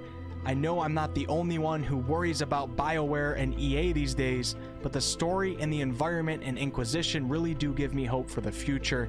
It might not be all doom and gloom. And the graphics themselves... No. You could argue the level Just look at design it and was big and detailed, but that doesn't mean... The level hey, design is bigger than Dragon Age 2. Well done. It should be. Yeah, but that doesn't mean that the future is going to be great for the next Dragon Age. It doesn't tell us anything. They fired all those people. There's barely anything to do in this open world. But in the open world, there is barely anything to do. It's so bare bones. So bare bones. I mean, it's just a cool place to look. It is cool. It is beautiful to look at Dragon Age Inquisition's environment, but I noticed he didn't yeah, show two. He didn't show two of the environments, though, did he? Because you have the hissing wastes and the other desert place, which is just two desert areas that have barely anything in it. You literally have two desert zones. And you're like, cool. Yeah. two desert zones. Why? Compare that to... Yeah, exactly. Compare that to The Witcher 3, where the quests are layered. They have quests that lead to quests, or quests that have sub-quests, and it's a mystery sometimes. Like, an entire sub-quest will just happen. You're like, oh, wow, this is interesting. I'm traveling all over the place, trying to figure out what happened to this dog, or some lady lost a cooking pan or something, and it turns into something else. That's neat. Yeah, you got quests that lead into monster hunts. You've got monster hunting contracts that lead into quests. Yeah. And everything. I mean, there were a lot of quests where like bad stuff happens you couldn't have thought of. Which leads... And I know that was kind of a criticism of The Witcher 3, but even so, like a lot of those quests are just filled with personality. It's part it's of... not... Can you go get 10 of these for me? Yeah, it's part of the impetus of Geralt being a monster hunter. He's going around and he's doing his job as a witcher, and he's also hunting for his daughter. Whereas the Inquisitor is staking claim to stuff for some... Like, why are you slapping down this pole in the ground saying this belongs to the Inquisition? You're like, what does that do? Like, are people going to now occupy this place? A forest? Why? Is it under your protection? There. Why? I can understand if there's a fortress over there. There's resources there. If there's a fortress here or a town there, then you can say, okay, I could like bring people to this town. They could live there. They can protect it. But a forest? but not just. Yeah, just a random forest. You just sat there going like, why are we... Yeah, it's like a Roman conqueror. Just, I'm going to slam this rod to this ground. Look at this is mine now. And you're like, why? Well, who? There's one that's next to like a half broken statue, and I'm like, oh, is this statue important? Nope, it's just a half broken statue. We've got a camp there. Why? Just bring it back to The Witcher 3. One of the coolest thing about The Witcher 3 is when you are in the Temerian swamps there with the Blood Baron, and when you got to go to Novigrad. It is the best transition to... Vice. He's gone. Did he just... He just cut...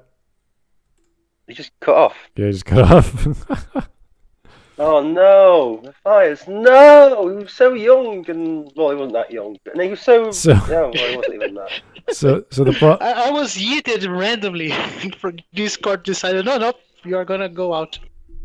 I'm just waiting for Inquisitor Matthias in the chat to say F for Matthias. That's what I'm waiting for now. Since I get it every time I get cut off. So the problem with the level design was it was very big and vast, and you didn't have much traversing speed. Like you had a horse, I think. What was it called? I think someone said it's an ocean with the depth of a puddle.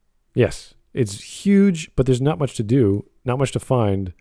And the only thing that broke the monotony were those random star puzzles. I don't know why we were why we had to do that. That was so silly.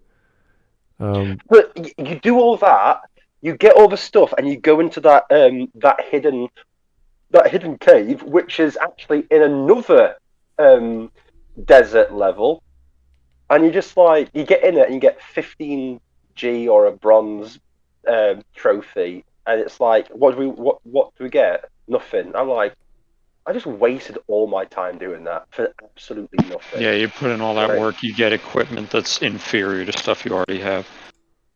Yeah, because by the time you finish that stuff, you've usually finished the game, as in you've finished the main story.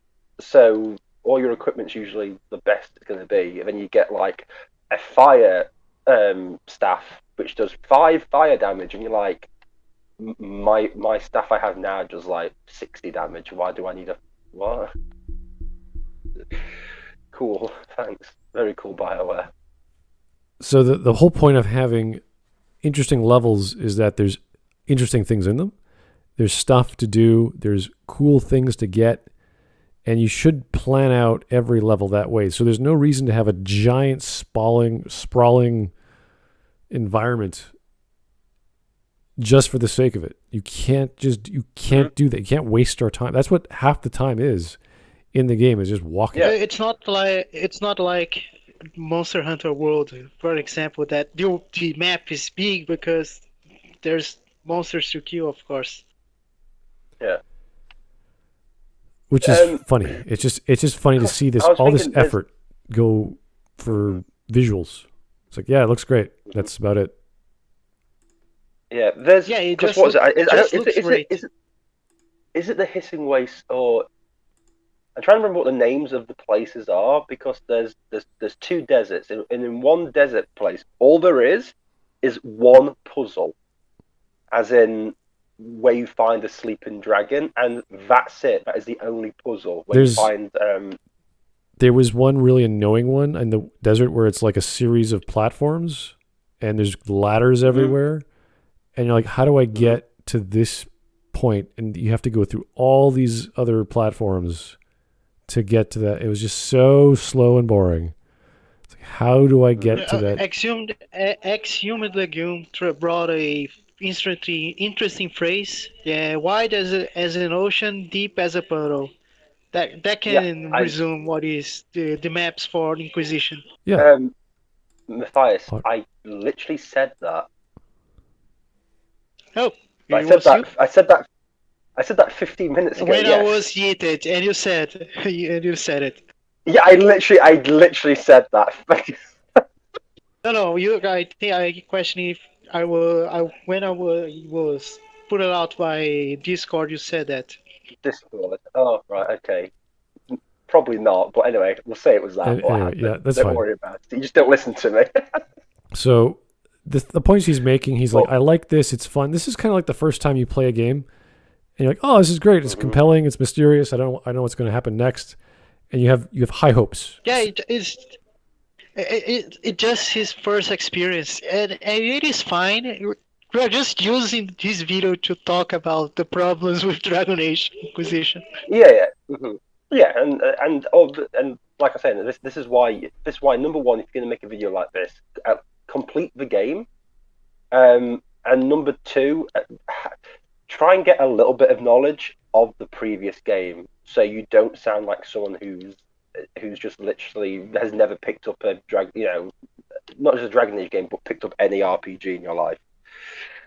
It's because a lot of things that people were saying, this is really good, loads of games had already done it beforehand and had done it better. So anyway, let's go. They're actually pretty good on PC, especially considering that this game came out over 6 years ago. And if you're a console player, I actually did play the PS4 version. Oh, look how good that looks as you're clipping into the system. All right, now let's talk a little bit about the combat.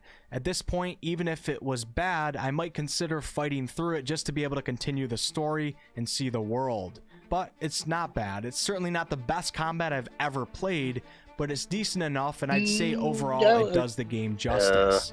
I encourage those of you who are turned off by the thought of controlling an entire party to still give this type of combat a shot. I know exactly how some of you feel because I felt that same way before. After Origins, besides turn-based games, I didn't ever want to control an entire party myself. I wanted my one guy, and I wanted to train and be deadly with him alone. And that's what I thought I liked. But after giving Inquisition a true chance and giving myself time to learn without getting too frustrated, I've come to love this style of strategy action gameplay. There's no strategy games are a to this game whatsoever. Straight up action games What strategy are you using in this clip? You've just ran two people to one enemy. Of challenges into one. And you will be jumping around, dodging, and keep blocking bashing like an MMO character. Save the day. But you can also pause the game, enter a tactical view, and order your party members around. Yeah, almost like Dragon Age Origins. Tab targeting and strategy all in one. I highly recommend giving yourself time to actually learn it and then make an official. Again, exactly like Origins. So it's nothing new. In fact, it's less tactical than Origins. It really depends. When you talk about the classes you get, the further you go, you're so powerful. Like, I don't know what the easier difficulties are, but even on the hardest difficulty, I had no problems just mowing people down. But I was usually... Yeah, I got to a point where I could use 4 mages in a party and not worry about anything. It's the enchanter class just blows everything away. You generate your own shields. Yeah, you're a melee class at that point. Mm-hmm. Plus you have revive. Mm-hmm. It's overpowered. Mm-hmm. You're completely overpowered. And the other classes like the artificer or whatever the one that yep. What's his name is the damage DPS is crazy. Like you just blow everything up. It's insane.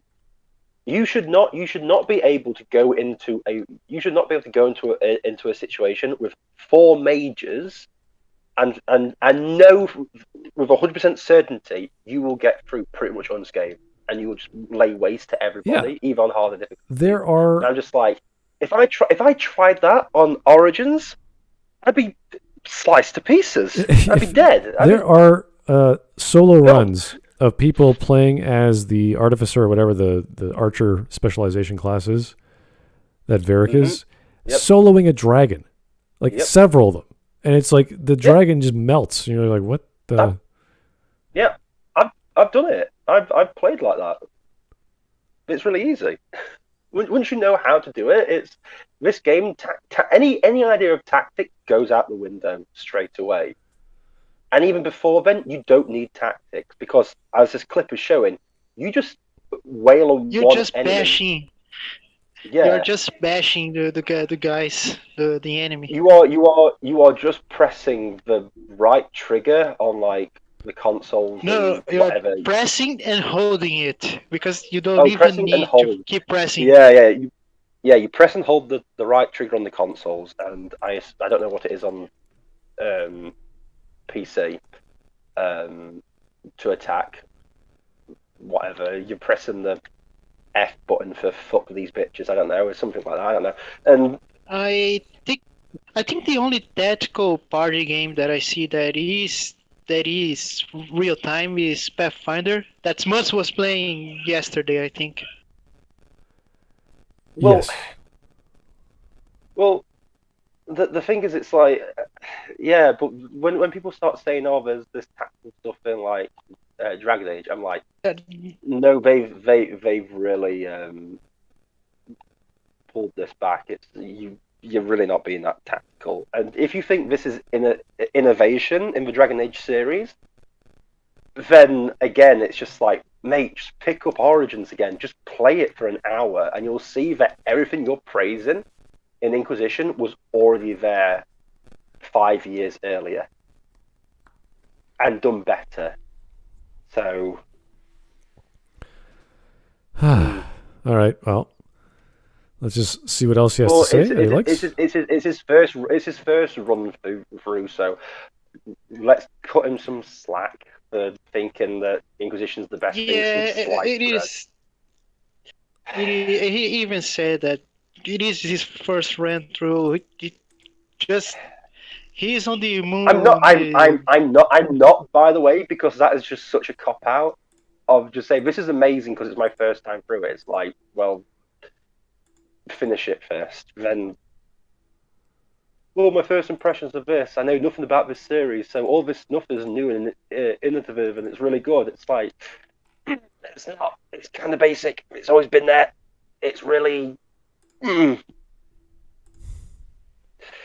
Tell us something that it does better than other RPGs. You're not going to be able to find it, are you? So. Sorry, anyway. All right, let's go. Official judgment. But the cool thing about this game, though, is that if you still just don't really like controlling a full party, or if it feels overwhelming, if you play the game on normal, or learn the behavior tab well enough, many of you should actually be able to get through the game controlling just your one character, and letting your party members just follow their AI routines. However, let me warn you that the AI in some cases has really pissed me off. Sarah.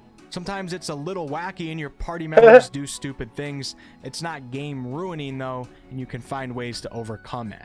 So there's a lot of different skills and builds you can do in this game, and you can even respec your characters at any time for an affordable in-game price.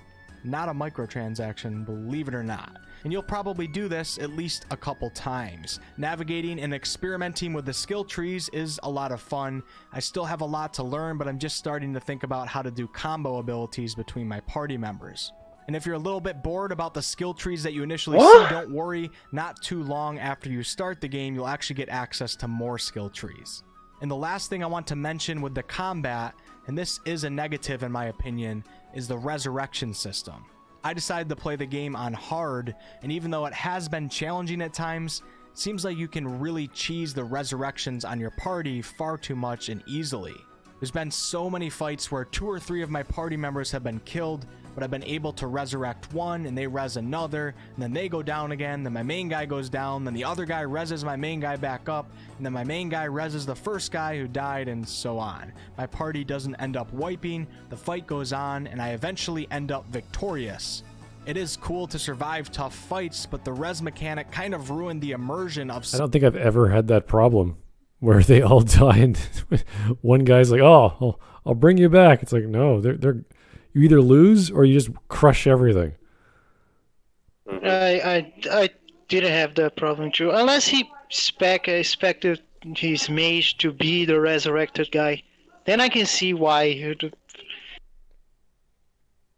Once you have a mage that has like, who's like your medic spec and everything like that, you've got no real problems coming your way.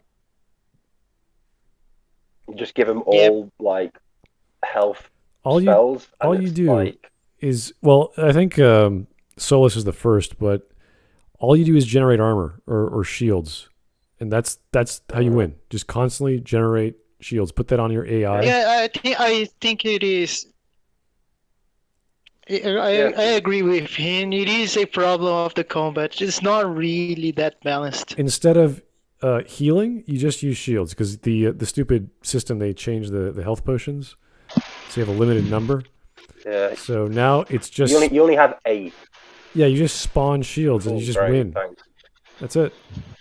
Yeah, the enchanter, the arcane warrior, whichever class it was so broken on launch because you, like, to the point where they ended up nerfing it. It still wasn't enough. They nerfed it. They nerfed it so much, and it was still. Yeah. Oh yeah, it's still like the most stupidly overpowered class in the game. But on launch, I remember you what built. I'm saying is, it's like. Sorry, let me interrupt. you built shields by attacking with your sword. Yeah. Your arcane blade or whatever it was, and like I remember they nerfed the blade so you could only use it like you had to charge it up, and it's still, you can still solo dragons with it because their tuning is so terrible. Plus they have a resurrection spell, which if you run out of heals or whatever, just boom, all your party's back to full health. It was crazy like that, and plus they had all the amazing spells. So it was just this over top combat melee tank. healing, self-healing, resurrecting character, while the rest of your team is in the back, like hailing missiles or whatever. It's just like, this is ridiculous. Yeah, the combat is so simple yet there's no strategy at the same time. when you are invulnerable and everyone's just supporting you. Like, the hardest part of fighting the highest level dragons in the game should not be whether or not I have the patience to do it. That's when it's like you're fighting a battle and you can easily just like tie something to your controller to keep your attack, your basic attack button down, go off for an hour and do something else, come back and you've won the fight. That's not good game development. I remember once playing it that I did that, and I made myself dinner. I made myself dinner with that, and that's choosing the basic attack. So, yeah, that's one of my real bugbears about game design is when game designers, when they make boss fights tougher, and the whole way that they do it is to give the boss more health. Yeah. So, like, there's no challenge to actually fighting the boss, except trying your patience. Yeah, it's just, do you quit from frustration, or do you just keep going through? Like, I bring this up, there's this game I play called Tokiden, which is like the Tecmo Koei's knockoff version of Monster Hunter. And every enemy in that game, the only way that they make the boss fights tougher is to give them more health. Like, your greatest enemy at any point in that game is the mission time limit. Yeah. The thing I literally beat a boss in my sleep in that game. The thing that I always say is, if I'm about to start a boss, my worry shouldn't be, do I have enough time to beat this boss? As in, like, am I going anywhere in the next hour or so? Do you know what I mean? It's not like, I know I'm going to beat it, but would I have to, like, stop the game and go out somewhere else and then have to restart again? Yeah, that shouldn't be the main thing. Yeah. It shouldn't be, am I going to be able to get this done before I have to go to work? Yeah, or before I go to bed, or before I've got, like, my parents coming round, or I have to eat or something. That shouldn't be the thing that stops me from... That shouldn't be the only thing I'm worried about when fighting a boss. I should be thinking, can I beat this? What tactics do I need to do? Do I have enough equipment? Do I have the right equipment? But no, with Dragon Age Inquisition, it's like, well, Leroy Jenkins! He just goes straight in, smash some shit up, come out, and you're like, yay, I won. I'm Inquisitor. And flash and explosions. All right, we got 2 minutes left. Let's see what he's got to say. Some of these fights for me. I'm playing Dragon Age Resurrection sometimes. Some of you guys are going to tell me to get good. The last thing I'll talk about is also a negative in my eyes, but not the worst thing ever. Is it just me? Do I find people who jump around like crazy in these games a little childish? A little crazy? No, I think it is the only good thing you can do in Dragon Age. What else you can do? Well, that you can have... not jump around like a frog. It would be good. But why jump around? Oh, I travel faster. You don't actually, because your jump literally just goes up in the air. It doesn't go forward that much. Yeah, it's not Minecraft. Minecraft, you actually go faster. So, oh well. There seems to be way too much to do in the game, and maybe some of it is a little unnecessary or even pointless. The game can be a little overwhelming, and I feel like I'm sidetracked from what I really want to do a bit too much. The war table mechanic, for example, although I'm sure some of you guys love it, I'm not really feeling it. It doesn't seem like it's a really necessary thing to have to do that really adds to the game. And accompany that with... It just... Funny, because I think the war table doesn't do anything. Yeah, well, the war table does nothing, because you don't play any of the missions on the table, apart from, like, I think you do 5 in the entire game. The rest of it is just wait 6 hours for a gift. Shall you send soldiers or shall you send spies or diplomats? It's like, I don't care. Whatever. Yeah. And it's I like, don't And know. then you And it's realize like- whatever you send doesn't matter. yeah, there's like what, 2 instances where your choices of who to utilize actually make a difference.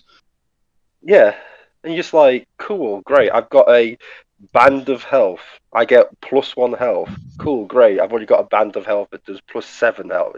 What do I need Yeah, this for? it's like, wow, that adventure you told me about sounded very exciting. I kind of wish I had gotten to go on it myself. Well, it's what I find funny is if you go with the mages, you can send Iron Bull to kill the Envy Demon that has taken over the Templars, and it's like, really? So you're saying that there's a possibility that we could have gone and done both things? That's crazy.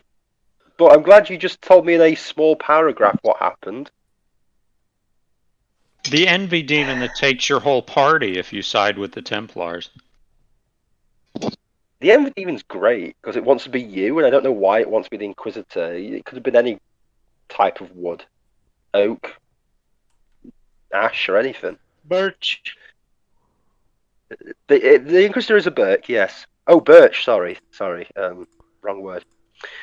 But yeah, but the best thing about it is you can just literally, to make them go faster, disconnect from the internet and just mess around with your console's clock, and it's like you can get all these missions done in like 5 minutes. Or just a couple seconds.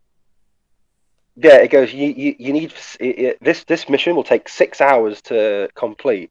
Okay, it's 12 o'clock. I'll just change my clock to 6 p.m. Bingo, mission's done. Rinse and repeat. How fucking engaging. That's really good, yeah. Well done, BioWare. And also, there's not a lot to do in the world. It's fucking bare bones. Oh, you can collect things. There's not enough. No, I things to think- do. I think I actually agree that there is a lot of pointless busy work that they give you where it's like, mark the supply caches, destroy the red lyrium veins. Yeah. That's not really what I'd say. That's not what I'd say. There's things to do. Like what? Where's the side missions? Where's the meat? Where's the little character missions you can have? Where's the interesting like things? Do you know what I mean? It's just like, no, just mine this thing here, find the supply cache. It's like, right, cool. Close this rift. Okay. So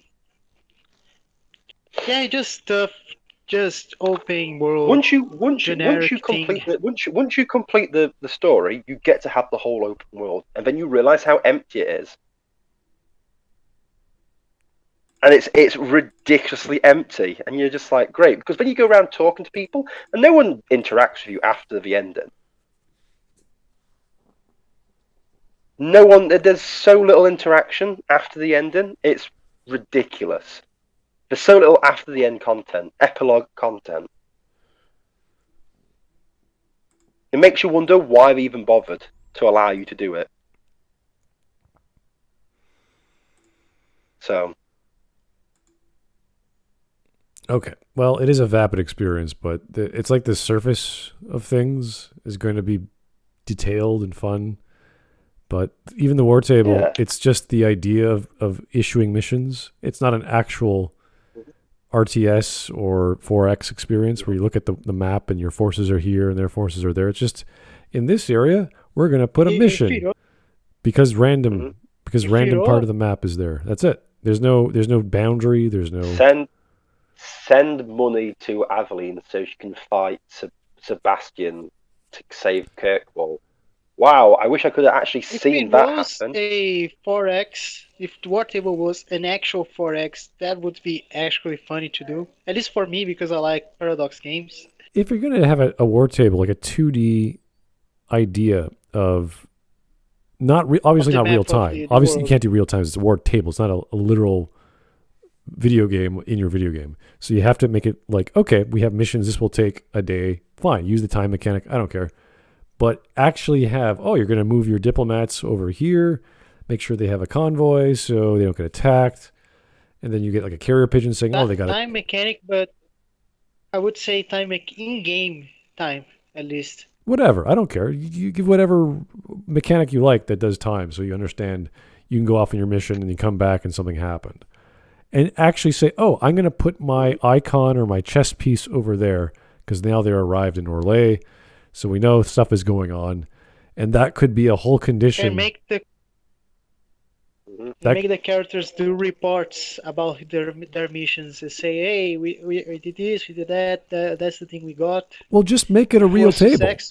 Just make it an actual table that people would use for icons of that nature to say, okay, forces are over here. I can't use Iron Bull anymore, so he's grayed out. And my resources over there doing whatever I need him to do. That's what should have happened. Instead, you have all these other NPC or guys that are now part of the Inquisition doing things for you because you ordered them to. And they come back and say... send Iron Bull with this army to conquer this village or fort. Whatever. Yeah, exactly. Have them do things. And then you could say, now I have a general. He is a general of my army. He's not just a mercenary. Like, this is what they failed to accomplish. Like, you say that Iron Bull had a company. We saw some of those guys. And when you get him, you see them fight, but that's it. We never see it in action again. The same with whatever the hell Sarah was supposed to be. Was she supposed to be some Robin Hood character? Friend of the Red Jenny. There is no other group. It's just her. She's a lying thief. So yeah, exactly. This should have been. She thinks there's loads of Red Jennies. It's like this should have been. This should have been a marketing stint by BioWare that you're going to get this amazing Robin Hood character, and it turns out to be a fraud. You kill her or get rid of her, and then the real Sarah-like character comes out, and she has a thieving gang, and she actually has thieves, and you can hire them or whatever. Like they should have done something along the lines of you're raising an army. You're not just acquiring 9 dudes to go on missions with you while they just sit back. 9 dudes and dudettes for shenanigans. If you're going to have a mechanic, do it properly. That's all they had to do. Instead, they had this silly quest mechanic that uses a board for a visual with the card system. It looks like, you're going to send this card. It's like, no, you're not. It's just a fancy way of showing I'm going to complete the mission with a choice. Yeah. And you get money instead of an item. It's like, wow. Or the power mechanic was so dumb. That was just so silly. What is it like? If you have the Grey Wardens on your side, if you send them to do any missions, they always end up getting wiped out, no matter who you send them against. And I'm like, well, I'm not going to send anybody to any of these places then. That's ridiculous. Well, no, there's a whole way to... If you pick correctly, there's a way to make it so the Grey Wardens don't get wiped out. Yeah, there is. Yes, there is. No, there isn't. Yes, there is. I've done it before. Yes, there is. There isn't. They always end up getting wiped out. Literally, they always end up getting wiped out. No matter who you send them against. If you don't send against Darkspawn, you send them against demons. But Tevinter mages are there that can control them, and they have problems. And you're like, all right, cool. I'll send to somewhere. I'll try somewhere else. I'll do this. Nope, always the same stuff. Though in the epilogue slides, it says that they rebuild Weishaupt and then almost start a civil war within themselves. And you're like, well, how? What's going on? So anyway, they always end up dying. So it's just the way that the choices of the war table don't mean anything at all, and it's just a really silly mechanic that's just a waste of time. It's to pad out the game. So remember the E3 presentation where they're going to have like events happen in real time, and you didn't have enough time to go save some town from being attacked because you had to send your forces to another location. Like I'm like, wow, that's great. That's what I was expecting. Real time choices that because it's an open world, it's big enough. Yeah, it takes minutes and hours to get from here to there. You can only do one thing at a time. Like, yes, that's what I want. I want an event system, real time, where I have to make tactical choices, what to do. Hey, Smudge, remember they did that exact same thing for the first Mass Effect? Well, that was a choice without real time consequences because it was just A or B. You can only... it was a choice. It was a choice that never. It was a choice that never even existed in the game. Well, I think I've actually. No. You got no varying Calliston, and it turns out that you ignore no varying. Oh, the commercial. The commercial thing. No, but they also talked. Yeah, but they also talked about that being a thing where you'll have to make on the spot decisions. You'll have to, and it was like, but no, you don't, do you? I know what you mean. And then they put in the Ashley and Caden stuff, and I'm like, okay, that's the one time you have to make a choice like that. Right, which but is everything else you can just silly. It's like, and that's why you said. I think it was a couple of days ago. You could easily go back and save both.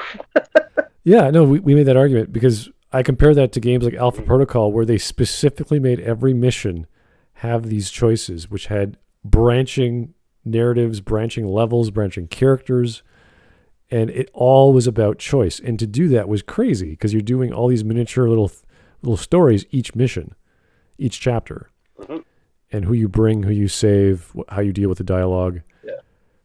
It doesn't have long-lasting implications until the ending, but what? Can you imagine developing this game with so many branches?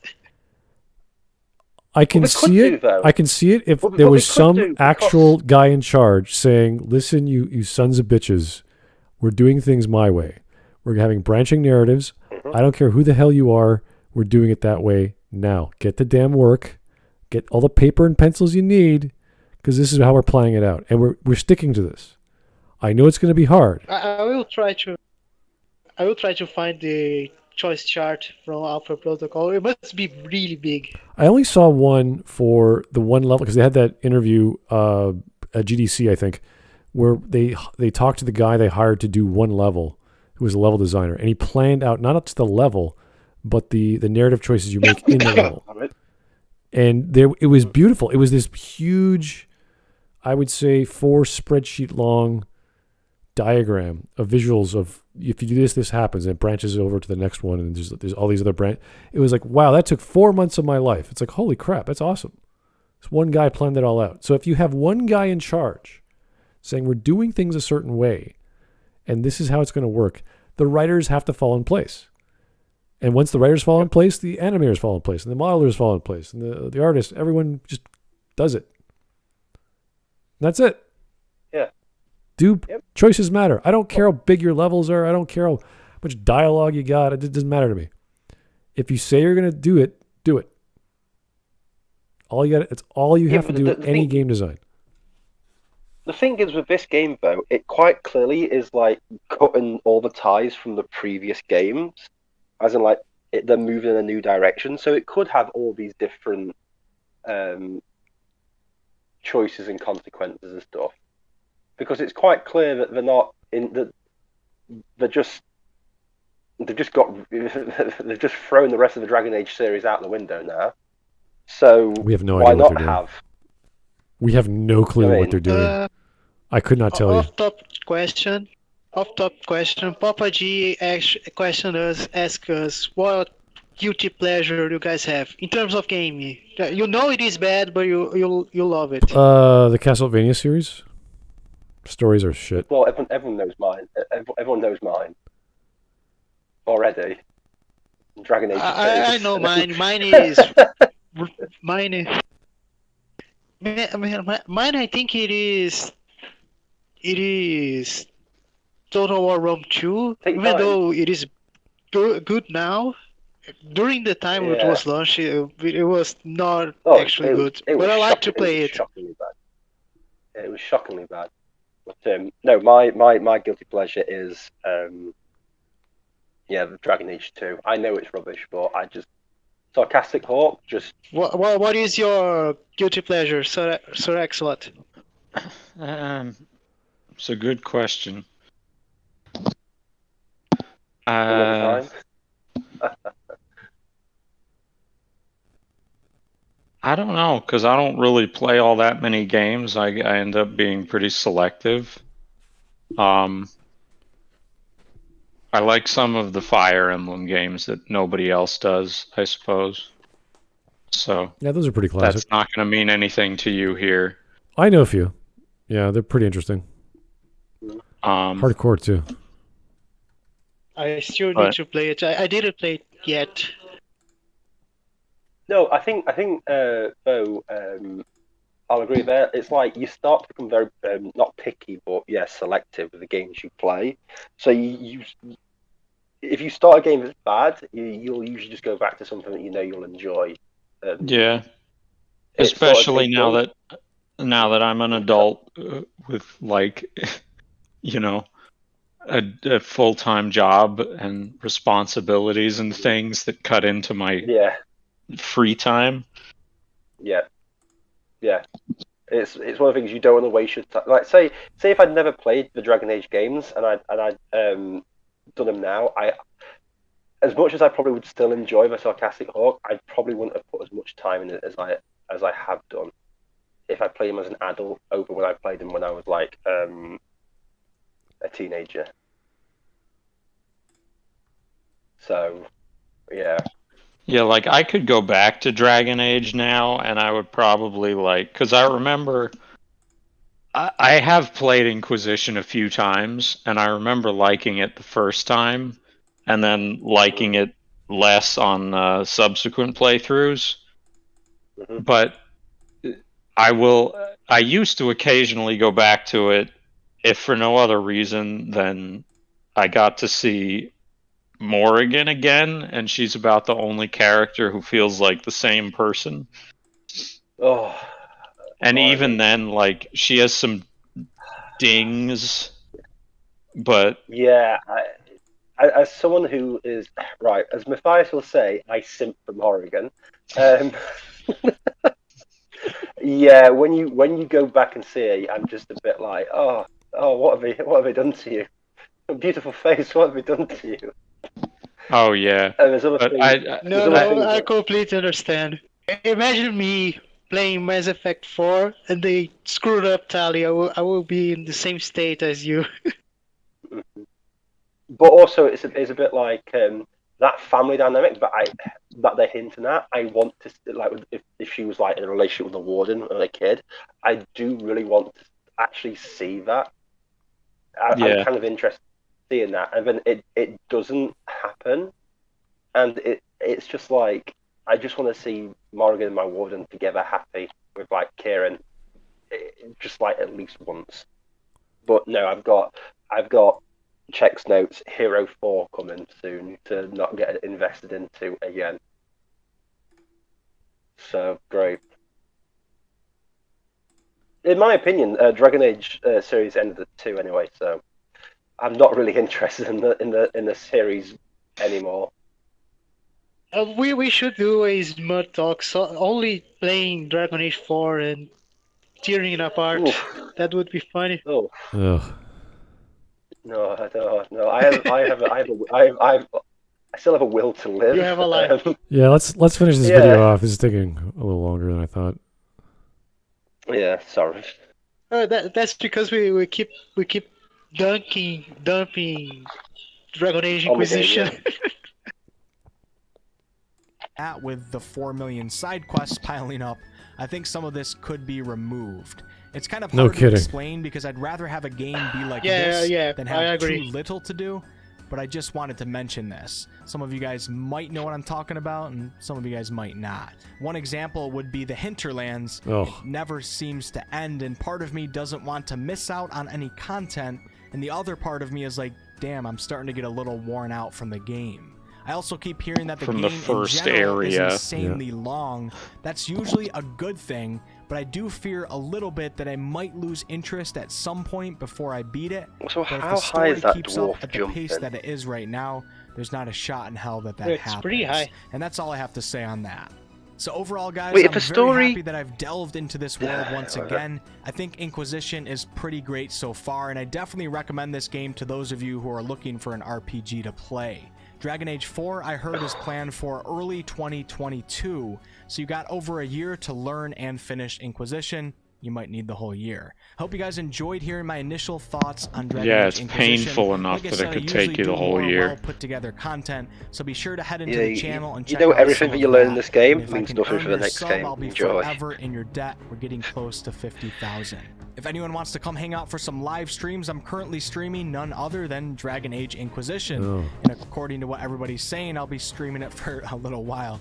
Turn on those bell notifications so you don't miss a stream. The only days that I kind of have a schedule for live streams are Monday, Wednesday, and Friday, starting at 10 a.m. to 4 p.m. Eastern. And the other days of the week are mostly random because I'm working on videos and I'm not really sure what I can stick to. I'll see you guys Well, on the the next video's over now, so thank God for that. Okay, he's playing games. It's fun. Good for him. Yeah, Yeah, no there's offense, the but thing. I couldn't imagine watching someone else play Dragon Age Inquisition. I think that's probably what would make me punish some rope and kill myself. no. That They was were like, the thing yep, I was talking about. unscrews, tablets, overdoses. We kept talking about the game itself rather than his video, because his video, what we can tear apart on his video? Nothing. It was just his first experience with it Dragon was- Age Inquisition. It was a first impressions. It wasn't like terrible. It wasn't Yeah, his it first impressions are his first impressions. They were probably similar to mine when I played it 7 years ago. I've grown up since then, but it was an okay video. No, I it can't was fine. begrudge him for enjoying the game. If he enjoys the game, he enjoys the game, even if I don't think it's good. Yeah. Plenty of things I think are bad. I'm not going to tell people don't enjoy that. There's Yeah, a lot of exactly. things that they just threw in there for the sake of having in there without having much depth. There's nothing wrong in enjoying Dragon Age Inquisition. You could It's a argue. bad game, but You could argue it's a dirty. One of those. It's just big. I like talking to whoever. It's like, okay, fine. Like yeah, that's fine. like Liara is what's her name? The dwarf girl. Harding. No, Scout Harding. Harding, Yeah. yeah. I was like, that's funny. Yeah. Liara, how you doing? Anyway, let's read the rest of these super chats. We neglected them because there's not much to say. Mike Tessa, this is so boring. Well, he's just a guy saying his opinion. It's nothing a big deal. Skyrim is not Skyrim. well, Harmony Time Hawk. Okay. Pardon? What? Harmony What was Time that? Hawk. I don't know what that means. Is Harmony Time Harmony Time. a show or something? Harmony Time of Horde, yeah. I don't know. Sure. Oh, brother, this Maybe. guy stinks. Mike Tessa keeps going. Chat, let's choose the wackiest vid on the poll, okay? Oh, please don't. Let's see what else we got here. Black Mercury. Funny thing is they put you in charge, but you're doing all the grunt work and not role-playing as the leader of a powerful group. No kidding. I mean, Yeah. yes. why is the only guy who can manipulate whatever fade powers on the front lines? That's kind of stupid. He should not be in harm's I way. mean, for a medieval fantasy, it would make sense if you were leading an army, not doing scout missions. Yeah. You would be It's- you'd be in a laboratory or with a bunch of mages trying to figure out how the hell you do this shit. And then they'd make more of you. And then you'd solve the problem a lot faster. You wouldn't just throw yourself at ogres and crap like that. That'd be stupid. So, Mhm. and you wouldn't have the French chick just constantly giving you everything. Oh, you are in charge of us. The maker sent you. It's like, no, I'm just a guy. The bad memory. It's a very boring trope. It's nothing special. Oh, it's which makes no sense. They didn't even play with the religious aspect. They had some people react weird, but it didn't cause anything. It didn't. No, Smud. They sang There's a no really inquiry cringy song. in the Inquisition. No, it doesn't matter. They sang a really cringy song.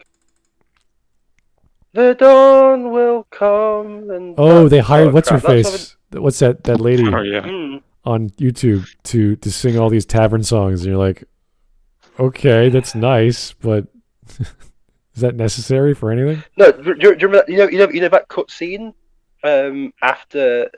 before they find Skyhold? Yeah, with the destroyed. And everyone starts black singing. Lady who starts singing for you. Yeah, I know. Yeah, I was sat through that, and I was just like, oh my god, no, this is not a Disney movie. Shut the fuck up. What is this? This is so cringy.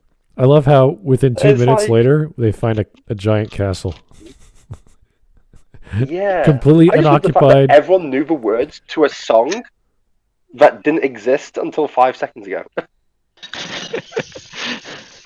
Also, as someone who likes the Inquisitorial era, there is not much of punching heretics in the Inquisition. Yeah, you don't do a whole lot of inquiring. Yeah.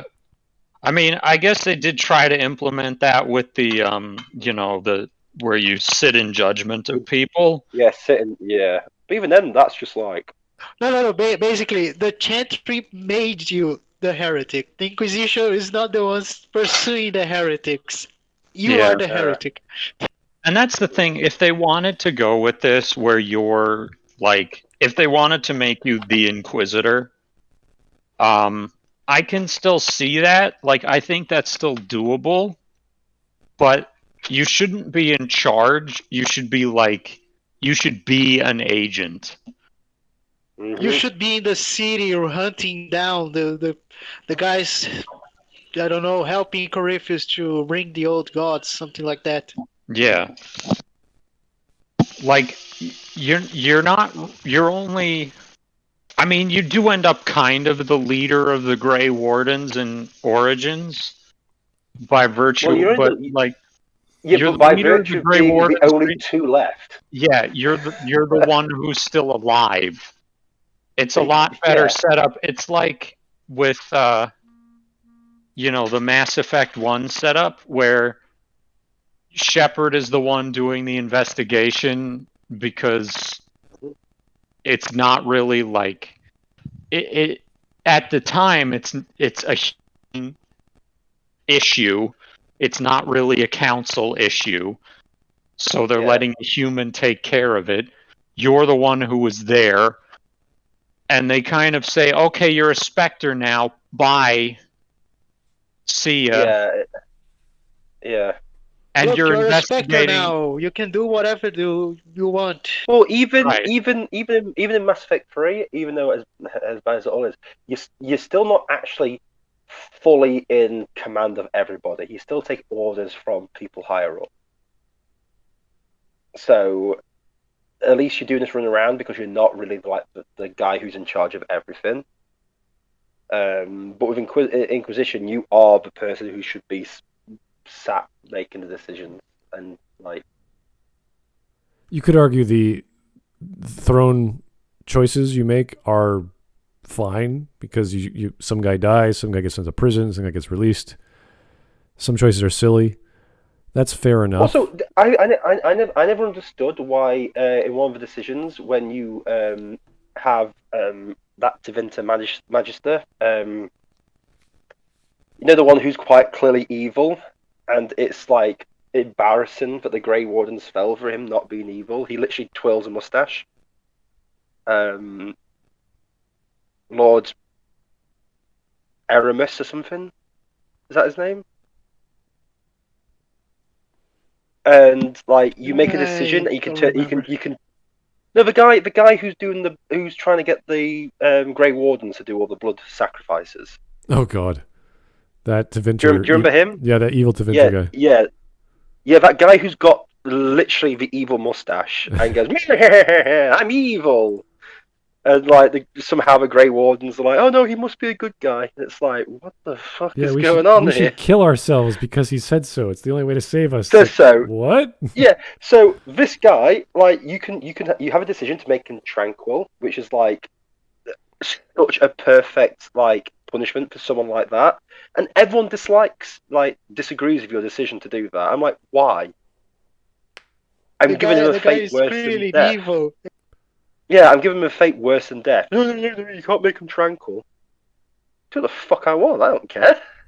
Inquisitor. Oh, just chop his head off.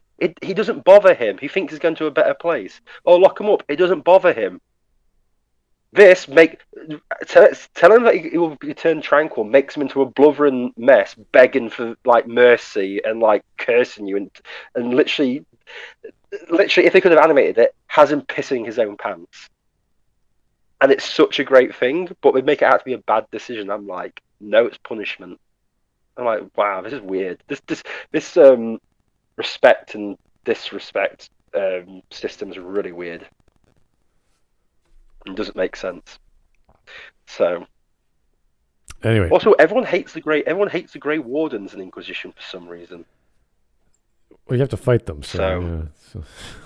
Well, because they're being controlled, and then they say, "Oh, we're being controlled." Everyone's like, "No, we don't need the Grey Wardens."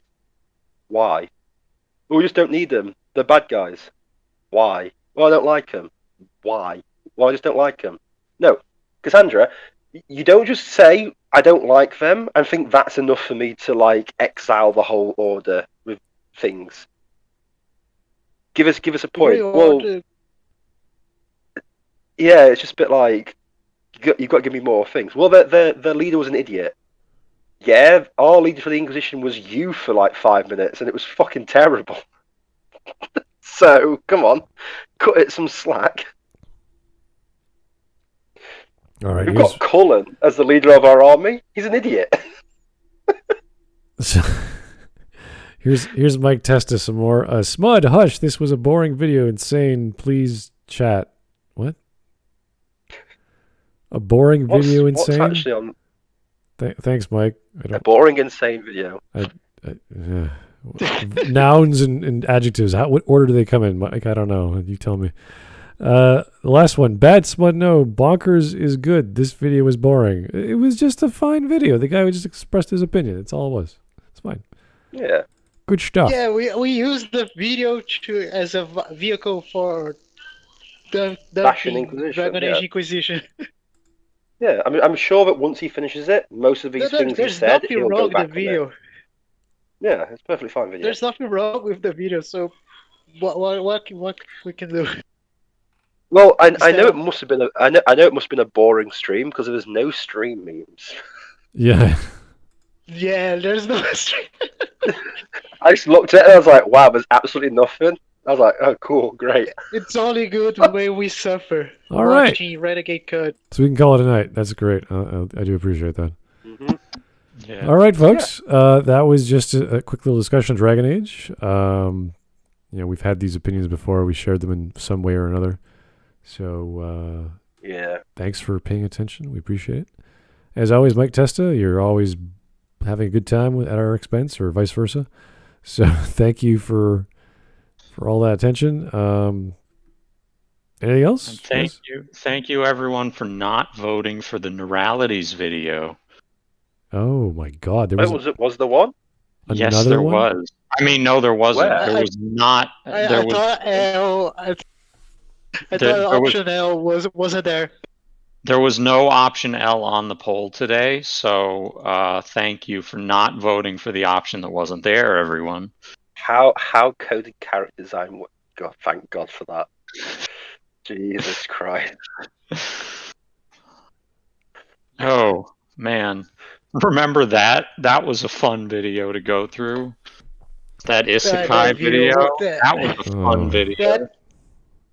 This was the follow-up video. Was and it? There's a follow-up to that video. Yes. Why did no one vote? Why did only one person vote for Film Theory is Wally Satan? What? Who was it who voted for that one? Because everybody wanted to Oh watch. no! It was just the simple poll bot voted for it. No one else wanted it. Yes, thank you. We finally realised that Film Theory is shit. Well done. I'm so proud of Smudcast Discord. Wait. Super Bowl doesn't count as a vote. So he's the guy so who Film Theory got no reactions. votes. Yep. He got no votes. 0 votes. Oh, I'm so proud. It's better than No one votes for Matt. everybody else who didn't vote for this one. Apparently, wanted to watch a video about transphobia in GTA 5. Oh God. I don't know. Anyway, guys, thank you so much for tuning in. We'll talk to you real soon. Have a great Friday evening or Saturday morning, whatever you're doing. And take it easy. Have a drink, relax. It's the weekend. Chill. Call a friend if they're still around. Plan something, get together, whatever you guys do for fun. Take it easy. And we'll talk to you soon. Have a great night. Bye-bye.